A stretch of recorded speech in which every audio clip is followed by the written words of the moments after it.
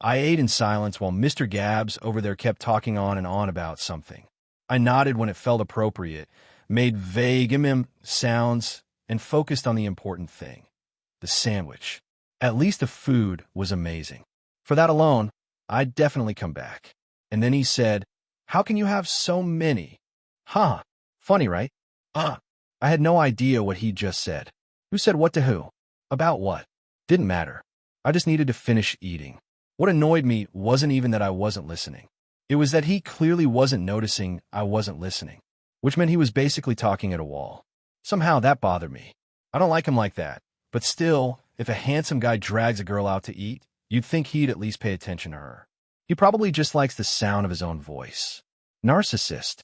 After about 20 minutes of rambling stories I didn't understand, I finally finished my meal and pushed my plate back. The food here was delicious. If your highness doesn't mind, I should head to the inn and get settled. I stood, gave Prince Lance a polite bow, and turned to leave. Unfortunately, the stupid prince grabbed his sandwich and got up too, following me out as he ate. Great. How was I supposed to say, "Please go away," in a way that didn't get me executed? Life was so much easier when I could just wave my hand and blow problems up. Either way, there was no universe where I'd ever date a prince. That would kill my career on the spot. Royals would never allow their commander to also be married into the royal family. My dream of leading an army would go straight into the trash. So if that's his goal, then, sorry, please go chase someone else. I want to live freely. If I ever do get married, it's not going to be to royalty. Too many rules. Too many "you can't do this," and "you mustn't do that." Unless I was queen, then it'd be different. If I ruled a country, I'd turn it into a place where laws existed to protect people, not to crush them. I'd build schools everywhere, push for proper research and innovation. A country where people could actually live and think. Sadly, that kind of thing doesn't fall in your lap. I need to take a country for myself. Not the worst idea. I pursed my lips and tapped my chin. If I really did that, I have to make sure the ones currently in power were actually terrible people. Maybe wipe out Norian's royal family and rebuild from scratch? But could I even rule a country yet? I'm still too green. As it is, I don't even have official command over a single unit, never mind an army. I'm hoping the academy will prepare me for that. I want to be the kind of commander who wins battles with minimal casualties, ideally with none at all. Impossible, yes, but I can still aim for it. Ouch! My thoughts were cut off by a sudden yelp from my side. I turned and saw Prince Lance clutching his hand, staring at Little Belle, who was glaring at him like a tiny, angry cat. "Little Belle," I raised a brow. "This human tried to touch you." "Bad humans should stay away," Little Belle huffed. Her cheeks puffed out, lips pursed in a pout that was almost painfully cute. Ha ha ha! I lost it. Little Belle was the perfect prince repellent. He'd definitely picked up on the fact that I wanted distance between us. And to think he actually tried to touch me. Why is there a spirit here?" Prince Lance shouted, then snapped his mouth shut as he realized what he'd done. He glanced around at the nearby guards and gave a sharp nod. A moment later, they started moving in, detaining people in the area. "What are you doing?" I demanded. "What do you mean?" "There's a spirit here. Everyone who saw it has to be detained until it's safely returned to its domain. If anything happens to it, it could destroy OU. Prince Lance, with all due respect, you're handling this badly." I cut in loudly. "First, you should have asked me why a spirit is with me. Second, you don't round up innocent people like criminals just because they saw something unusual. You're the crown prince. You're supposed to inherit this entire kingdom.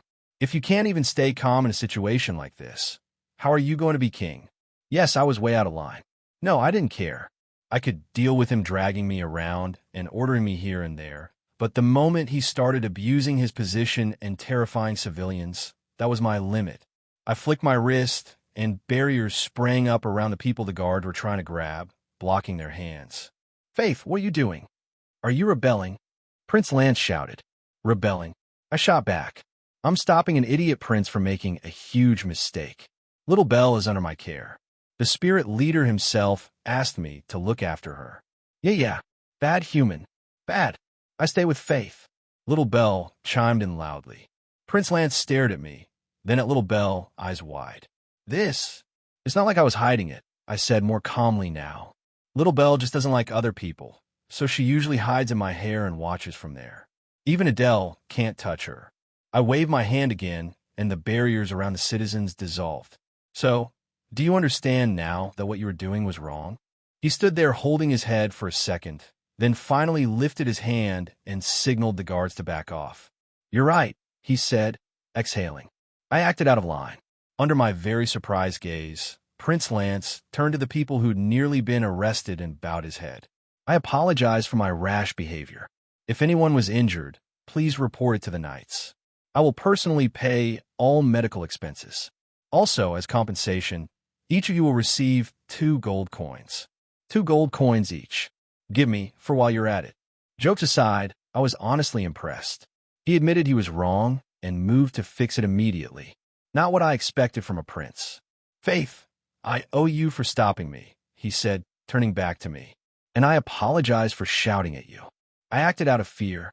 As you know, spirits are the Achilles heel of any kingdom. They can decide whether a country prospers or falls.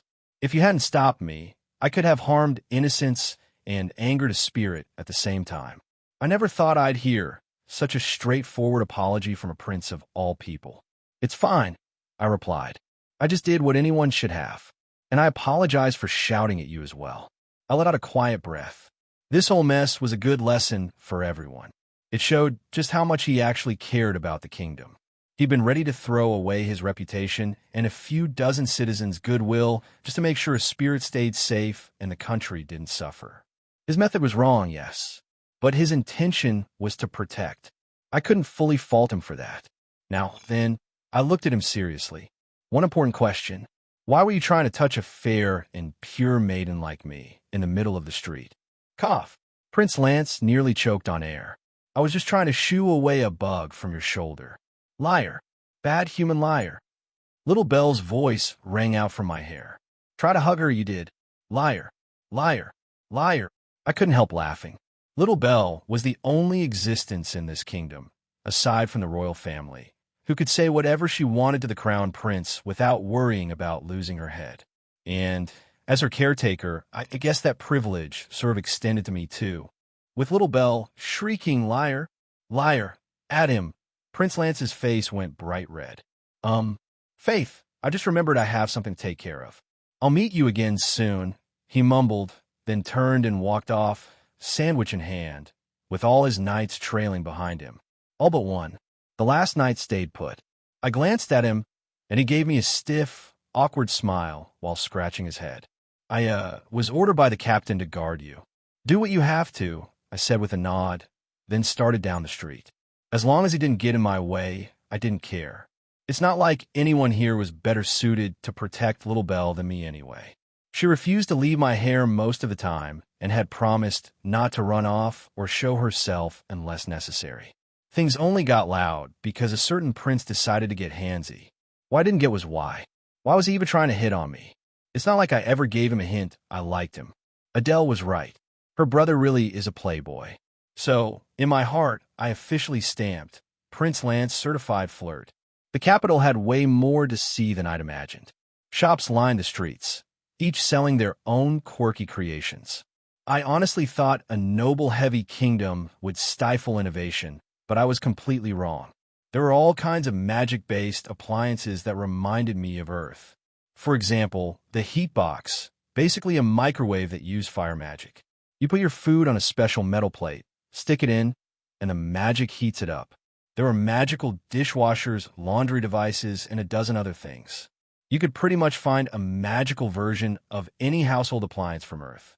They used mana instead of electricity, didn't burn fuel, and didn't need power lines. Eco-friendly, zero running cost, no pollution.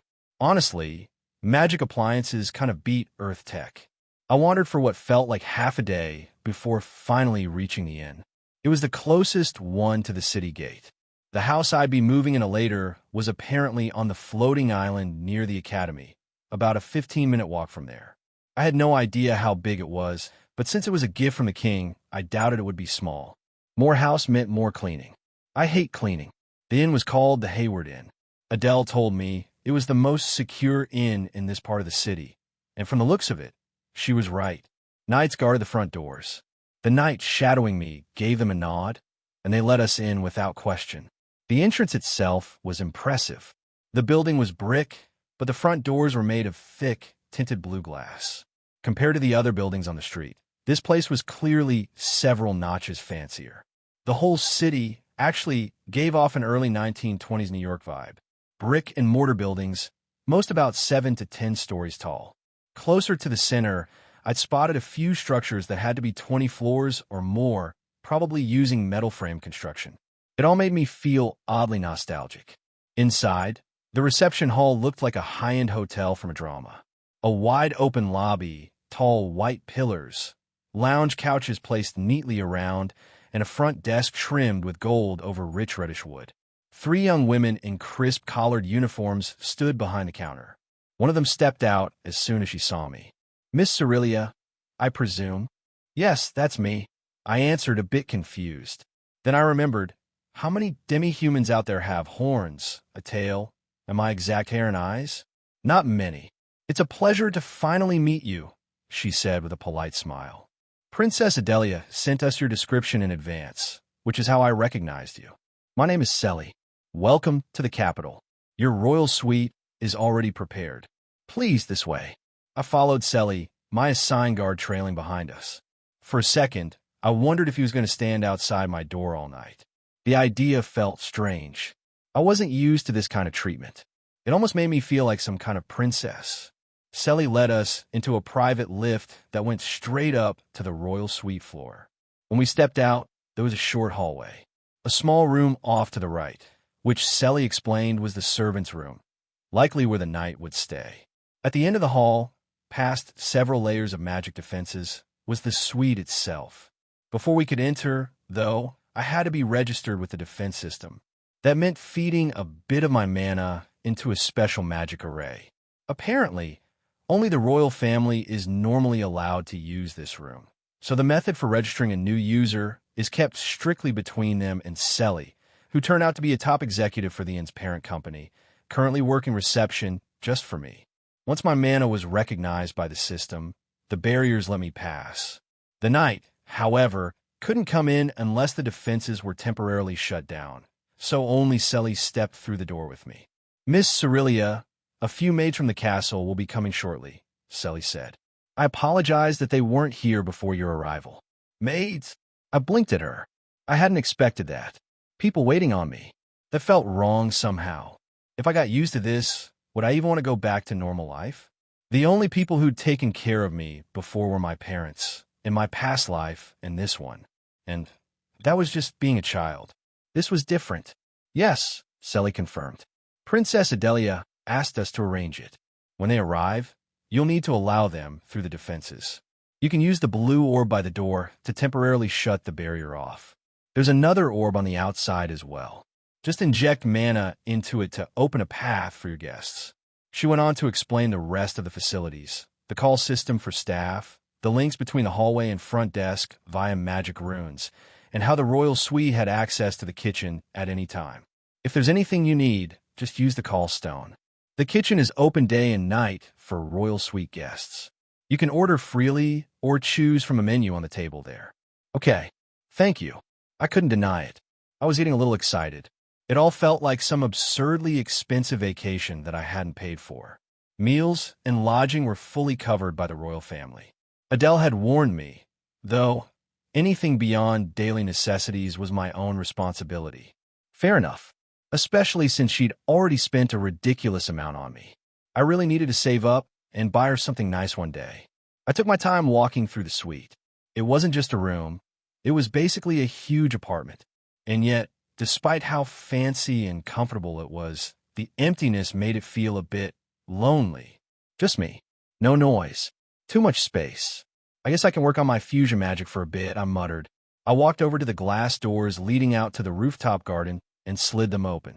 Warm sunlight washed over me, instantly easing some of the tension in my chest. I strolled through the garden, admiring the flowers, until I reached a wide, circular clearing with benches around it. "All right," I said to myself, stretching out my hands. With everything I've learned so far, I need to work on shortening the casting time for 2 spells and merging them into one faster. Fusion magic practice it was. Hey everyone, Firescale Audiobooks here. If there's a novel you'd love to hear more of, you can support us on Patreon or Ko-fi. Depending on your tier, I'll make extra parts just for the stories you're most excited about. Usually I can only upload 4 to 5 parts of each novel, but with your support we can go beyond that. And of course, don't forget to hit subscribe. It helps more than you know. Again. So dumb. I hit the ground with my fist. I couldn't help but be angry. The magic equations were just not working. I have no idea how long I've spent trying to create a working fusion spell, but my concentration was broken when I heard a sound overhead. I looked up to see a large wooden ship flying across the sky, and in front of my face, it disappeared out of sight. So that is the illusion spell. To think they can create an illusion spell that works like this. I rubbed my chin as I gazed up at the sky. Even when I squinted my eyes, I still could not see the floating island.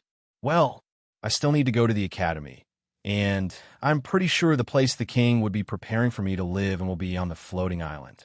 But I do find it quite interesting that such a huge island floats in the sky without even casting a shadow. If one were to look from the distance, they would never see any giant island in the sky, especially one that is big enough to be home to millions. The sun rained down on a massive city below without any obstruction. Wait, is this not an actual illusion spell, but a spell that just bends the light around the object? This actually made more sense to me. By bending light around an object, you can hide the object the light is bending around. I did a science project on this in school back on Earth, but it only resulted in working in a single direction. But the proof of concept was there. It was using magic, which would mean they could create a sphere and encircle the object you want to hide to bend the light. But what I still do not get is how is selectively hiding the floating island while leaving the land below visible for all to see. And on top of that, if you make your way further into the city below, you will pass a boundary that allows you to see the island from below. According to Adele, even if you can see the island, it will still not cast a shadow on the land below. It is definitely strange. I really wish I could check out this magic equation for it, but I highly doubt that such a magic equation would be available to the public. I want to see it. I felt aggravated, so I stomped my feet a few times before turning around and going to order some food. Only after eating did I finally begin to feel a bit better about my failures in my fusion magic. I sat back in my chair and looked out the window, seeing the stars sparkling in the sky, and sighed. Tomorrow, I will do a bit of wandering around. I guess I could take a bath in. My self-monologue was interrupted when a call came from the call orb near the door. "Miss Cerilia, are you in? We are from the palace." Pursing my lips, I walked to the door and opened it to see 2 beastkin girls and a human girl standing there in maid outfits. These are not like those sexy maid outfits, but real ones made for the working girl where the dress goes down to their ankles. If they came in some kind of mini skirt, I would start to think this was some kind of sexy otome game. I used the panel to the side to deactivate the defense systems and allow the 3 girls in. "Come on in, it is safe to pass now." The 3 maids bowed their heads and walked into the suite. One had black-haired cat ears and tail, another had brown-haired raccoon ears and tail, while the last was a dirty blonde-headed human girl. Each girl looked no older than 10 to 13 years of age. This was a sad part of society. In order to live, some girls would sell themselves into servitude to become maids of nobles at a very young age. Sometimes it would be their parents who would sell them off. It was not to punish them, but in hopes of giving them better lives. After all, not everyone had money to raise the kids they birthed. Instead of having them starve, it was more beneficial to have them work as maids. The lucky ones like these girls would get to work for royalty, which would give them some status. Of course, this was all under strict rules as well. Girls who were under contract were not slaves. The Maids Guild took these girls in and got them jobs while a small portion of their wages would be used to keep the guild running. This was only 1% of their wages. The rest was up to the maids to do with as they please. Some were paid very well and could live on their own if they wished with the income they were getting, but not many would do that since the pay was very good. The guild also did monthly examinations to make sure their maids were not mistreated. I only know all of this because Rachel had looked into it. She had told me that if my brother did not take her, she would have become a maid. She said she had liked my brother since she was very young and always watched him from afar. So when they finally got together, she was so excited she almost screamed out loud and jumped for joy. Even if she could live a good life as a maid, she would rather be with the man she had fallen for so many years ago. Each girl was also taught how to read, write, and do math, which made them highly valuable. But these girls all seemed a bit timid. Can I ask why you all have your heads lowered? Ah, Princess told us that we are not allowed to gaze upon your beautiful face, or we will be immediately fired. The cat girl answered, causing my lips to twitch. What kind of crap is that? Forget what she said, lift your heads. I really need to pinch Adele's cheeks later. What is she telling these poor girls? Was she afraid they would fall in love with me, or something? I have a hard enough time getting people to like me. It's fine. Why waste free things? Order food. Also, I will need to speak to Say because if you three wish to leave, it will be hard without me around. I will get her to help register the three of you with the defensive systems. For now, order food, eat, bathe, and sleep. I was planning to go bathe now, so make yourselves at home. After saying this, I turned to walk away before stopping and turning back around. Also, welcome. I hope we can get along. The girls seemed pretty confused, but I guess that is normal. After all, I am a commoner. I do not have the airs of nobility, nor do I ever wish to treat people who are here to help me as if they are below me. There's just one thing I forgot about maids. They follow you everywhere. These girls were preparing everything for me before I could even undress. Looks like I got more things to get used to. The next morning, I woke up in my massive bed to a good smell floating into my room. My eyes fluttered gently as a knock came at my door. Come in. Young miss, did I wake you? Breakfast has arrived. Annie had come knocking. In the end, while being scrubbed down by these new maids of mine in the bath, I found out that Annie was indeed the leader of the three. She has the most experience and was 12 years old. The other two, Brooke and Rena, were 10 and 11, respectively. No, I just woke up. Whatever you ordered smells good. You made sure to order enough for all of us, right? You didn't just order for me, correct? Last night, I pulled Annie aside and had a private talk with her. I wanted to make sure whatever they ordered for me, they ordered enough for themselves and would eat with me and not wait until I was done to eat. I did not want the girls starving themselves or eating cold food because they were waiting on me. For one, I was not used to it, and secondly, I saw no need. And lastly, I would feel awkward while people watched me eat. Annie blushed and nodded her head. Yes, I made sure everyone got what they wanted. We're just waiting on you to eat. While we will be eating with you, we cannot start until the young miss is there. Dash. All right, let me get up then. My stomach is already yelling at me to dive in and eat. I crawled out of bed, rubbed my eyes, and stretched before following Annie to the dining area. The other girls were already sitting waiting for me. I sat down and smiled at them as I said, "Let's eat." I really did not know what my life had in store for me. As of now, I was just trying to plan and take things one day at a time. While I may be young, I at least had goals. Those goals would be my reason to keep pushing forward, never stopping until I reach the goals I have set for myself. Right now, my life may be easy, but in the future, there is no telling what will happen. My current level was already rather high, I think, and I could defeat almost any monster I came across quite easily. But I have found this world is not so simple during what little time I have spent traveling to the capital. It held so much more than I could ever imagine. Even now, as I sit and enjoy my meal, I know there are beings out there much more powerful than myself doing incredible things. Whether it be good or evil, I do not. All I know is that maybe one day I will reach the same realm as them and stand above all. This might sound like I have grand ambitions, but my thought process is much more simple. I just want to be the best at what I have decided for myself. Whether it is magic or commanding, I wanted to master it all. But for now, I am still young, so a little bit of fun along the way is much needed. After breakfast, I contacted Say and had her help me register the maids so they could freely leave and enter without needing to wait for me to remove the barriers. After that, I decided to take a walk. I wanted to enjoy the scenery of the capital and see the sights for myself without any idiots interrupting me. It was close to mid-morning when I finally stepped out of the inn. The streets were already packed with carriages and people going about their daily business. To my surprise, there were a lot of demi-humans walking around, some of whom wore expensive-looking clothing compared to some of the humans. Seeing such a sight, where harmony between two races where differences in the skin or adornments on their body did not matter, made me happy from the bottom of my heart. It made me feel glad I was reborn in this kingdom. As such, I will do my best to protect this kingdom no matter what, even if there are parts that do not act in the same manner as the capital. As I made my way through the streets, I finally got to take in the beauty of a magic-based society. The different mix of medieval and magically advanced objects seemed out of place, yet meshed together well.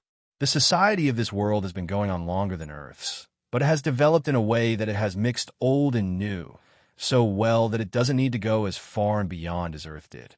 Transportation can be done in many ways, but the use of metal will not protect you from monsters. Magic barriers were much more durable and useful, so innovation into new metals never came to be a thing. This was why they still used wagons and carriages. It was much easier to make and could be imbued with magic to make it even stronger than metal. Metal required too much work to mine. Only a few mines existed, and the ore mined from them was used to make certain things. Trees would never run out because the spirits of the kingdom could make them flourish in a matter of days. During my journey to the capital, I had asked Adele about it. With how long this world's history was, I was sure all the forest would have been destroyed by now, but that was where the spirits came in. The contract with the spirits gave them a safe place to live peacefully away from the society of humans, and in return, they would do many things, one of which was to accelerate the growth of trees. In the areas that were clear-cut, the humans would replant with new saplings, and only then did the spirits take over and make them grow to a mature size. This process kept the forestry business under the strict control of each kingdom. The areas were cut and replanted, so days later, they could be cut once again. This not only kept things orderly, but also kept the forest habitats from being destroyed, which was why many species of animals would not die at the hand of people, but due to natural causes. A world full of beauty that would always stay a world full of beauty. Maybe this was why humans of Earth were on the verge of becoming a civilization that would infect other planets and consume their resources one after the other, because they did not think up ways to fix problems like this. But when I think about it, human knowledge was not all that good back in the day. While this planet's population is probably thousands of times greater than Earth's, it is also in a very stable state and seems to be in harmony with the nature around it. I said, "Let me go." As I walked through the streets, I heard a cry from a back alley. I walked over to see a girl around my age being dragged away. She had a fluffy tail and a pair of ears. With black hair and white tip tail and ears, and a round, oval face, she was indeed quite cute. But she was definitely in trouble, and seeing how I had seen it, I could not ignore it.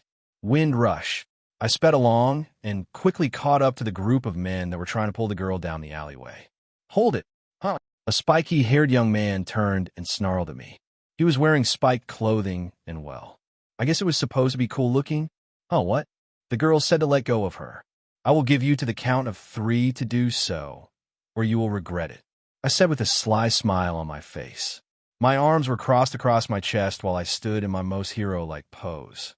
I mean, he was the picture of a bad-acting street thug. He would definitely say, "What did you say? I will beat you to death.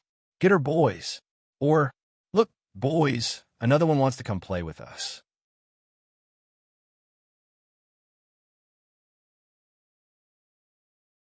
"Why are you threatening us? We just wanted her to star in our play. She's perfect for the role." I almost fell over.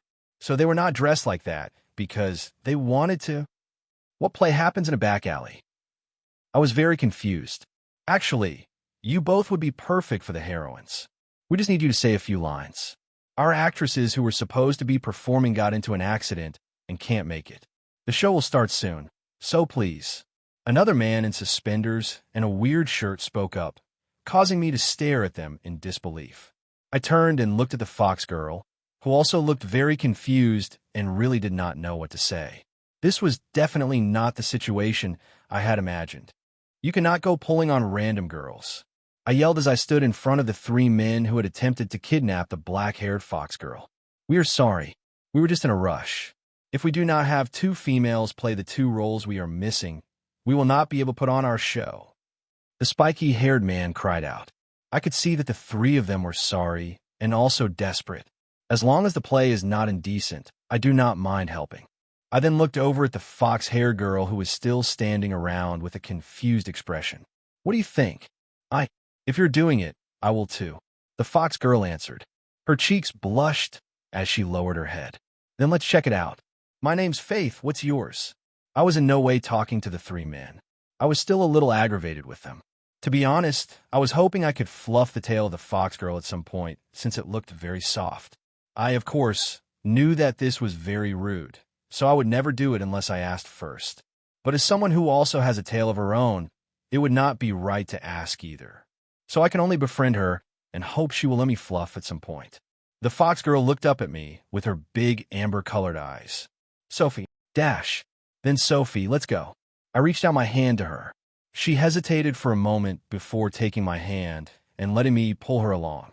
But when I walked past the 3 men who were still kneeling, I had to stop. What are you guys doing? Did you not have a play to do?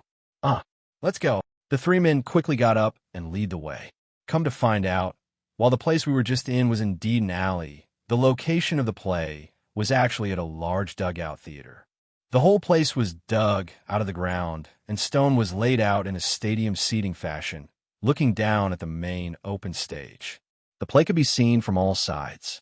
It was really neat, and even more surprising was that the place was packed. But I guess this was normal as there was no TV here. This made me think of maybe creating a magic that can be inscribed into runes and used like the magic washing machine or oven. You would just need to send magic with images in them across some lines that lead to the back of the TV set. And by changing the dial on the TV, you could switch the channel. My mighty little brain was working. I couldn't help but stroke my chin as I pulled Sophie along. We reached the stage in no time and were quickly briefed on what we had to do. You guys are back. An older woman with ratty clothes on came running over. I guess she was also one of the actors. Are these the girls? Yeah, we kind of got too excited and almost lost Miss Sophie here. She fits the part of Abigail perfectly, the spiky-haired young man replied. But seeing how Sophie was getting all the attention, I couldn't help but feel slightly left out. But I guess I was just a side dish to fill any other role. I wonder which role I will be. Maybe a tree? A rock? I looked around, but did not see any actors playing props. Do they not do that anymore? And this girl is the evil demon queen? I suddenly heard the older woman ask, which caused me to freeze. Demon queen? Why am I suddenly being told to become a villain? Why not a princess? Yes, she's perfect for that part. She even already has the horns, and the way she threatened us made me realize she was perfect for the part. I almost choked on air. How is this even fair? Did I really look like some demon queen? To be honest, I'm not sure what I think about this. I thought I looked pretty cute. I even double-checked before leaving the house. Annie and the girls did an amazing job, but now I am some kind of demon queen. I have so many complaints. We will need to get these girls ready. Sue, take these girls to the dressing room and get them dolled up. The old woman yelled out, and before I knew it, I was being dragged away. Sue, the girl who was doing our costumes and makeup, was very skilled. In less than 30 minutes, we were ready, and, I have to say, I looked very evil. I couldn't help but pout, because when I saw Sophie, she looked like a princess. Why was I the evil witch that could, while Sophie was the... Never mind, I know why. Here are your scripts. You do not have much time, so try to remember as much as possible. Maggie will be on the side, using whisper magic to help you out. All I can say is do your best, and thank you for coming to our aid. The older woman that I still do not know the name of left right after saying this. I looked down at the script and read the title. The One Who Got Away. I tilted my head to the side and opened the script up. So this is about a princess who falls in love with the demon queen. Wait, that is a love story between 2 girls. I pursed my lips. All in all, it was not a bad storyline. The princess was saved by the young demon queen when the demon queen was dressed as a man. After many tit-for-tats of the princess pursuing the demon queen as she tries to run away, The princess finally discovers that the man she had been chasing all this time was actually a girl and the demon queen who was bent on destroying her kingdom. Story is fine, genderbender, and a one-sided romance. The demon queen never actually returns the princess's love. I could see why this story would be kind of popular. It was rather engaging. Sophie, how are you? Will you be okay? Sophie? Hey, Earth to Sophie. Huh? Sophie broke out of her trance-like state and turned her head towards me as if she was some kind of mechanical doll. From her pale face and lips that were turning blue, I think our princess will not be okay at all. I reached over and placed my hand on her head. Heating, I let a warm current permeate through her body, causing her to slowly relax. Feel better? I saw that her tension seemed to relax a bit. Yes, thank you. I'm not good with crowds. I thought if I was with you that maybe, just maybe, I could use this chance to get over my fear of crowds, but it seems that it might be too much for me. What should I do? I'm not even able to stand up. My legs are mush. I sighed and knelt down next to her and reached out and took her hands. I'll be right there next to you, so just focus on me. Tune out everyone else around you and only focus on me. If you begin to panic, I will cover for you. A play is amazing because if things do not go as planned, as long as you get to the same outcome, it will be fine. To be honest, I am nervous myself, but I still think it will be fun. Even though I am the demon queen, I guess my last words tickled Sophie a bit because she finally smiled even though it was faint. I guess her inability to really communicate or socialize well with others is why she was so easily taken away. Then her scream early was probably all she could muster up at that time. But that is fine. I will do what I can to assist her. Luckily, I have already memorized all my lines. The perk of having a system. Instant photographic memory.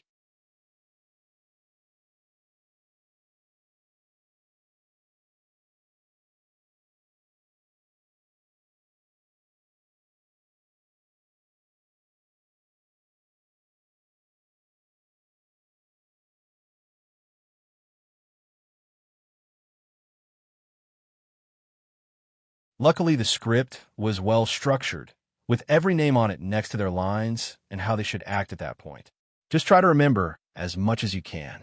I will be there by your side. I will do my best. Sophie seemed to have a bit of fight growing inside her.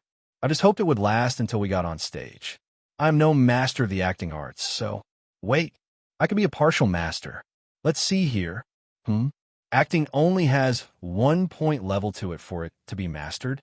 I guess it is really not that useful of a skill, but if used correctly, it will definitely come in handy in the future if not used on the stage. I don't plan to set foot on another stage after this anyway, so having a maxed out skill with only 1 level was not bad. Acting, LVL 1 max. The stage was set, and it was now time for the play to start. I still do not see how the lines in this play are only a few. The two females were the lead characters. With my Demon Queen costume on, which was nothing more than a pair of men's commoner clothing with a hat, I walked up on stage. This was the first scene where I had just arrived with a few of my subordinates in the kingdom undercover and was about to begin our stakeout. Your Highness, you did not need to come out and do this yourself. To think our queen will be walking around amongst these dirty people. Frederick, your words are a bit much, do you think not? While I wish for world domination, I do not wish for all of its people to die. This kingdom will fall and come under my rule. Then the people of this land will become my people. As a ruler, have I ever treated my people badly? My words were dignified and followed the script to the last letter. Even all my movements were on point, causing the spiky-haired young man to stare at me in disbelief. Go, acting skill level 1 mastery. I know for a fact that if this was before, I would not have done any of this and might have even stuttered during the process. I think if I were to become a spy in the future, I could easily make people think I was a frog and not a sentient being. It is true that your Highness has always treated us kindly, but these people have killed so many of our demon kind. Spiky Hair is not bad. While he was surprised at first, he quickly got back into character. They only started killing our kind after my initial attack. Did we not kill thousands of their own men? It is only natural while at war for people to fall on all sides. This is how war is. We destroyed cities and towns all the way here. Are you expecting them to not attack us back? Such foolishness. I slammed the wooden table next to me and glared at spiky hair. You will stay here. I will gather intelligence myself. The scene came to an end, and we quickly ran off stage while people took off the props to prepare for the next scene. The way they were racing back and forth, so easily replacing props, showed just how skilled the people were at their jobs. I was truly impressed. But the next scene was Sophie's scene. I walked over to her and held her hands. I will be right off stage on the opposite side. Just look at me and follow the script. Dash. Okay. Sophie nodded, her hands trembling. There was nothing more I could do. I could only say this much. Sophie went up on stage, her movements slightly stiff, but she seemed to ease up as her eyes locked onto mine. A little maid ran up to her and grabbed her arms. Princess, please stop going out of town. If His Majesty finds out, you will be punished again. Not good. Sophie seemed to have frozen up. I looked her in the eye and mouthed a few words to her. It's your turn. Sophie was still frozen. The little maid seemed to be unsure of what to do. My eyes lit up with magic circles as I used whisper magic to whisper in Sophie's ears. Sophie, do as I say. First, say, I'm not going to sit around like a little bird in a cage. I want to go to town and visit the stalls like any other person. I'm not going to sit around like a little bird in a cage. I want to go to town and visit the stalls like any other person. Sophie's voice cracked, but she was still able to say her lines. Now, push the little maid off gently and hold up your skirt and march off stage. Luckily, this part of the scene was small. She did not have to do much besides say her lines and run off stage. I watched on as Sophia did as I asked, and as soon as she reached me, she fell to the floor. I did it. I actually did it. Sophia cried out softly as she buried her head in her knees. For someone not good with crowds, I think she just did a fine job. You did great. It's my turn next. Then it will be our first meeting. So we will be on stage together, take a breather, and drink some water. I smiled at her as she nodded her head before I walked back up on stage. What is with these streets? They are covered in filth. I am surprised there is no illness running rampant in this city. I pursed my lips as I looked at the trash all over the place. If this was a real city and the streets were covered in filth, then it would definitely end up getting many people sick. I acted out as if I was walking down a long city street before finally stopping off at the cleanest food stand I could find. Master, 5 grillers. Be ready in a jiff. I sat there looking around. My eyes narrowed as I looked out over the ground. I could hear the gasps coming from the crowd, which made me wonder if something had just happened, but I could not turn my head too quickly because the script said to look as scary as possible when scanning the crowd slowly. Food up. Here you go, lad. The stall owner dropped the food I ordered in front of me. Thanks, master. Don't mention it. Not many come down these streets anymore ever since the new king took over. He took away the reforms that kept our city clean, saying that we commoners do not deserve to be treated well. It's not like we do not know what he is thinking. But even so, we still try to clean up as much as possible, but we have no place to put it anymore. If we try to burn it, we will get arrested. If we try to store it elsewhere, we will get arrested. It's like he wants us to live in filth. Haha, look at me complaining. Sorry, lad. It's fine. I just got into town myself, so I had no idea what was going on. I was quite taken aback by the way the town looked so dirty. Yeah, most travelers are. I suggest not staying long if you do not want your health to be harmed. Sadly for people like me, this place is our home. We can't just up and leave easily. I guess not. The scene ended, but the set did not need to be changed. It was now time for Sophie to run up on stage and run into me. I watched as Sophie walked up on stage and suddenly ran at me at full speed. She was quick. Too quick. Sophie, slow down. Bang. I watched as Sophie, now in commoner's clothes, flew head first over the table and into me. I wrapped my arms around her, trying to keep her from getting hurt, while using magic to keep my hat on my head. It was not supposed to fall off just yet. My lady, are you all right? Huh? Sophie looked at me in a bit of a daze before suddenly sitting straight up and placing her hands on my chest. I'm so sorry. It's fine. A pretty lady like you should not run like that. If you get seriously hurt, it will be a crime to all beastkin. Pretty. Sophie looked into my eyes and blushed bright red as she began panicking. No, I'm not pretty. I am. I placed my finger on Sophie's lips and smiled. First, my lady, how about standing up? Our current position is kind of suggestive. I watched as Sophie, frozen and clumsily, tried to stand up, almost falling a few times. To be honest, this was far from the princess in the script, but this matched her current state, which was why I went with it. It made the scene flow much better.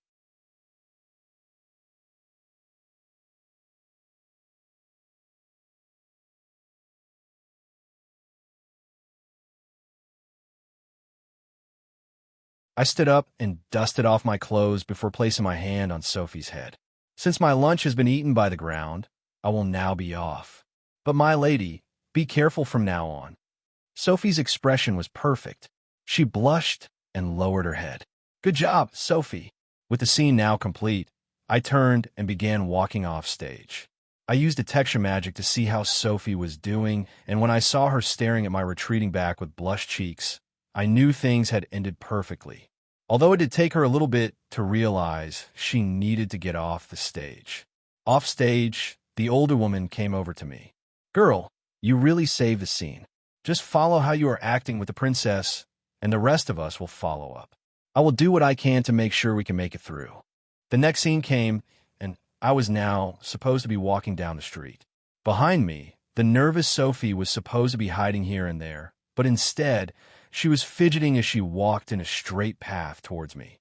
In the script, I am supposed to stop and turn a look behind me, but shrug once I do not see anything. But this time, since she is directly behind me, I can only turn and shake my head.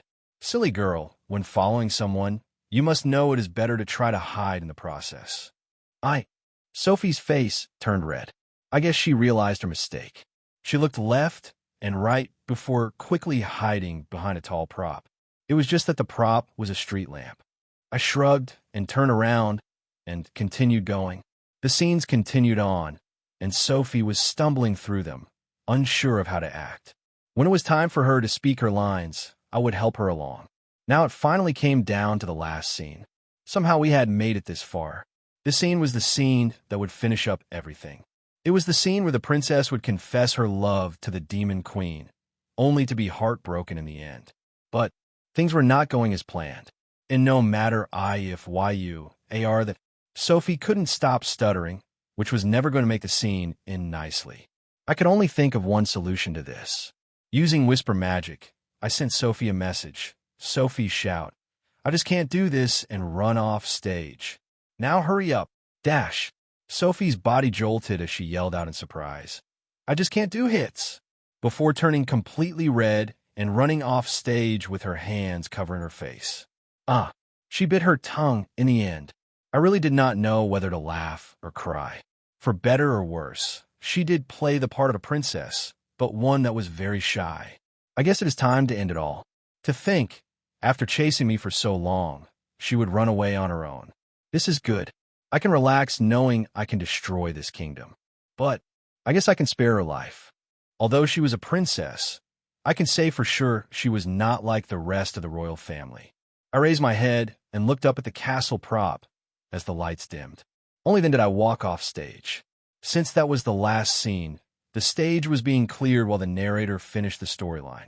When I went down to the actor's dressing room, Sophie was huddled in the corner, hugging her knees. I could hear small, quiet sobs coming from her direction. I sighed and walked over and knelt down next to her. Why are you crying? You did fine, but I messed up the entire time. I made a fool of myself. Sophie turned and looked at me with her tear-filled eyes, causing me to feel bad. What made it worse was her sagging ears and tail, which made her look not only cute, but also more miserable. It was enough to make anyone's heart turn to mush and wish to protect her with fists of fury. Although, I can see where she was coming from. I would also feel the same as her if I messed up every line. But do you hear the applause? Even if you messed up, who cares? The audience loved it, and that is all that matters. Come dry your eyes. We need to go back on stage. This time you'll be right by my side, and all you need to do is bow. I smiled at her and reached out my hand once more. She looked at it for a few seconds before reaching out and hesitantly taking it. After she dried her eyes, I pulled her along and brought her on stage with the rest of the cast. The older woman from before was giving her speech. I want to thank everyone who came to watch the show. While this time the show was different from the last, I would like to thank our two stand-in actors who had come to our aid when our two main actresses had gotten into an accident. The light landed on Sophie and me. I smiled and waved at them before giving a bow, pulling Sophie with me. I could see that Sophie was a wreck, and I hoped this would end soon. I could tell this was not having much effect on her inability to deal with crowds. Once the older woman finished her speech, everyone bowed once more before leaving the stage. It was then that the older woman came over to Sophia and me. I have to thank the two of you for your hard work. While the entire thing was nowhere close to the script, it still served to be very entertaining to the people that came to watch. Here is your pay. The older woman handed me and Sophia a gold coin, which I did not stand on ceremony at all and took. Sophia, on the other hand, was a bit hesitant but did eventually take it under the older woman's persuasion. After giving her my thanks, I went to leave only to have a hand grab my shoulder. Wait, I wanted to ask if you would be willing to join our acting troupe. Acting, I pondered for a moment before shaking my head. Not really my thing. With that, I turned and left, with Sophia closely following behind me. I heard the older woman yelling out at me, but did not really care. I did not wish to be an actor. Why did you decline? I heard a soft voice behind me. I turned and looked at Sophia, who was standing there with her head lowered. Why? Because I did not come to the capital to become an actor. I just figured I would help out since I was not really busy. So you just arrived as well? Sophia raised her head.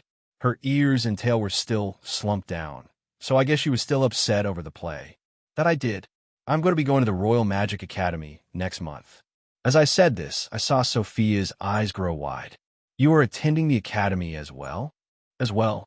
So you'll be going there too? I asked, although I pretty much knew the answer with how she was reacting. Yes. I was invited to go by Count Friedman.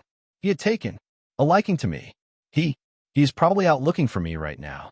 Sophie's voice trembled, and I could tell right away this was not because he liked her abilities. My brow furrowed. I probably should not get involved, but Sophie seems like a good girl, and I would be filled with guilt if I just let her be. But something did not seem right. I suddenly realized my first thoughts on the matter were not entirely correct. Him taking a liking to you does not seem to be enough reason for him to be sending you to the academy. You must also have a skill that is useful to him.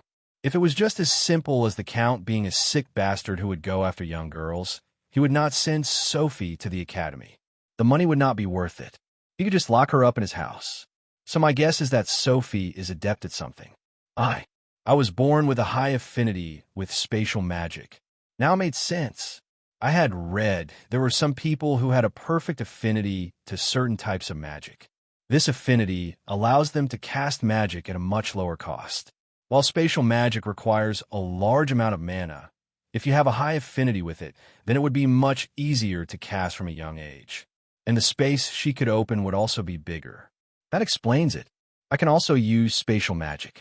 I was warned by a friend that showing it to others without the strength to protect yourself is akin to putting a target on your back. Since this is the case, let's go explore the city. I promise not a single person will touch you with me around. So for now on, let's be friends. I said with a smile and held my hand out once more. Why do I feel like I have become some kind of knight protecting the fair maiden? Even if that is the case, it doesn't matter. I want to be friends with Sophie, and I will always protect my friends. But if you go against the Count, won't that cause you trouble? Sophie was indeed a nice girl, worrying about me when she was already in a big mess. He's just a Count. I can deal with it.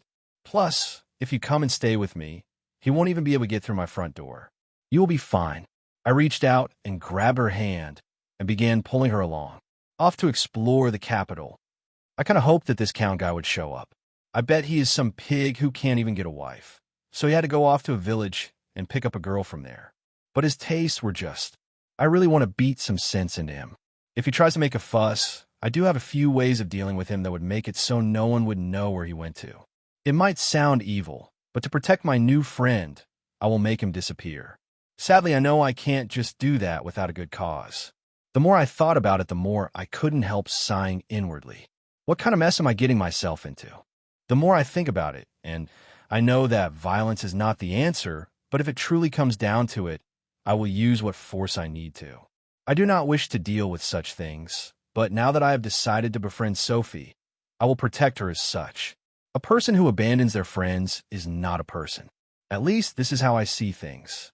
I know some of the ideals of this world are much different from Earth's, but I still can't stand by when a young girl is being forced into things.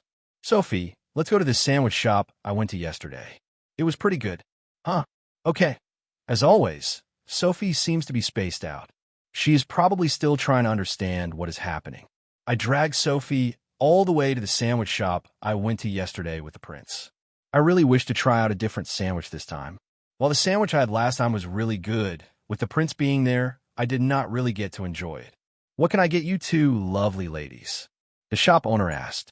He had a big smile on his face when we walked in. Oh, not with the prince today?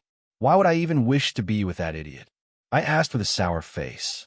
I guess this tickled the owner's funny bone because he started laughing. Dash. Huh. Don't let him hear that. He'll be very sad. You are the first girl I have ever seen the prince with. I guess his teasing did not get the reaction he wished to see because I only sighed and gave him a look like please don't talk nonsense. The more I thought about it, the more I realized that the prince might be under the king's orders. I mean, who would like a country bumpkin like me? I'm nowhere near crown princess material. Plus, I would never do well dressing up in skirts. My tail would get in the way. Unless the skirts were tailor-made for me, taking into consideration my tail and wings like the dresses Adele bought me, then maybe I could not refuse, but I still would not want to be some princess. I already have enough things on my plate. Plus, I need to be able to have as much time as possible between my other things to work on fusion magic and other things. At any rate, even if the prince did like me, it would be a big no. Can I get a tonallinia sandwich, please? Extra greens, please. I found the green vegetables this owner was using blended nicely with the meat last time, so I wanted some extra. After I finished ordering, I turned to Sophie. What do you want? I will have what you have. Sophie answered me softly. Then order up 2 tonallineas with extra greens. The owner yelled out. I paid before finding a seat with Sophie in the corner. So tell me, what does this count look like? I was curious about what this count's appearance looked like. I wondered if my assumptions about his body were as I imagined. Around 6 feet. Well, fit and handsome if you can get by the eyes that stare at you, as if you were a piece of meat. To be honest, hearing Sophie's description, I was kind of surprised, but I guess judging a book by its cover is never a good idea. I bet that gets annoying. So even if he is handsome, you do not like him? I had to make sure I was doing the right thing. If Sophie did like the man and was just too shy to say, then I would say nothing but. If she did not like him and this man was actually trying to force her into a marriage or something along those lines, then it could be said he was trying to groom her for the future. No, I did not wish to leave my hometown. By using his status, he forced my parents to allow him to take me away. While he has been nice, I do not like him like that. I know he is only nice to me due to my magic, and not that he likes me. When he brought me to his house, I could see he already had many girls older than me there who all looked down on me. I couldn't handle it, so I ran away last night. I guess it was a good thing that the Count was at least nice to her. While this does not change my initial impression of him, even if he was not after Sophie for her looks, it still did not change the fact that he had snatched a young girl out of her home by force. Then come stay with me for a while. I got a big place and extra rooms, so you can stay with me. When I move to the residence that is being prepared for me, you can follow along as well. I did not hesitate to give her an option. She could always try to return home, but the road home would not be safe. Of course, I also do not know how well trained she is either. I mean, for all I know, she could be a serial killer. You can call it a bit of immaturity on my part, but I would rather risk it than let Sophie go off on her own, especially if she is not good with crowds. Sophie did not give me an answer. It seemed she was lost in thought, which is also normal if you think about it. While I do not know much about her, she didn't know a thing about me. We ended up eating our food in silence. I was not going to push her into anything she did not wish to do. While it is saddening that I will not be able to properly help her if she does decide to go off on her own, there is nothing I can do about it. After our meal, we walked the streets. I found out the weird-looking doll was called a Sombrinia. It seems to be a popular mascot at some kids' show a few blocks away. I kind of like the fact that there were many different forms of entertainment, from plays to musicals, and like I just said, kid shows with different characters who just try to entertain the kids.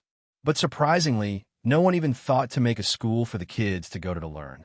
While I did not like school much myself, I do know it is an essential part of life.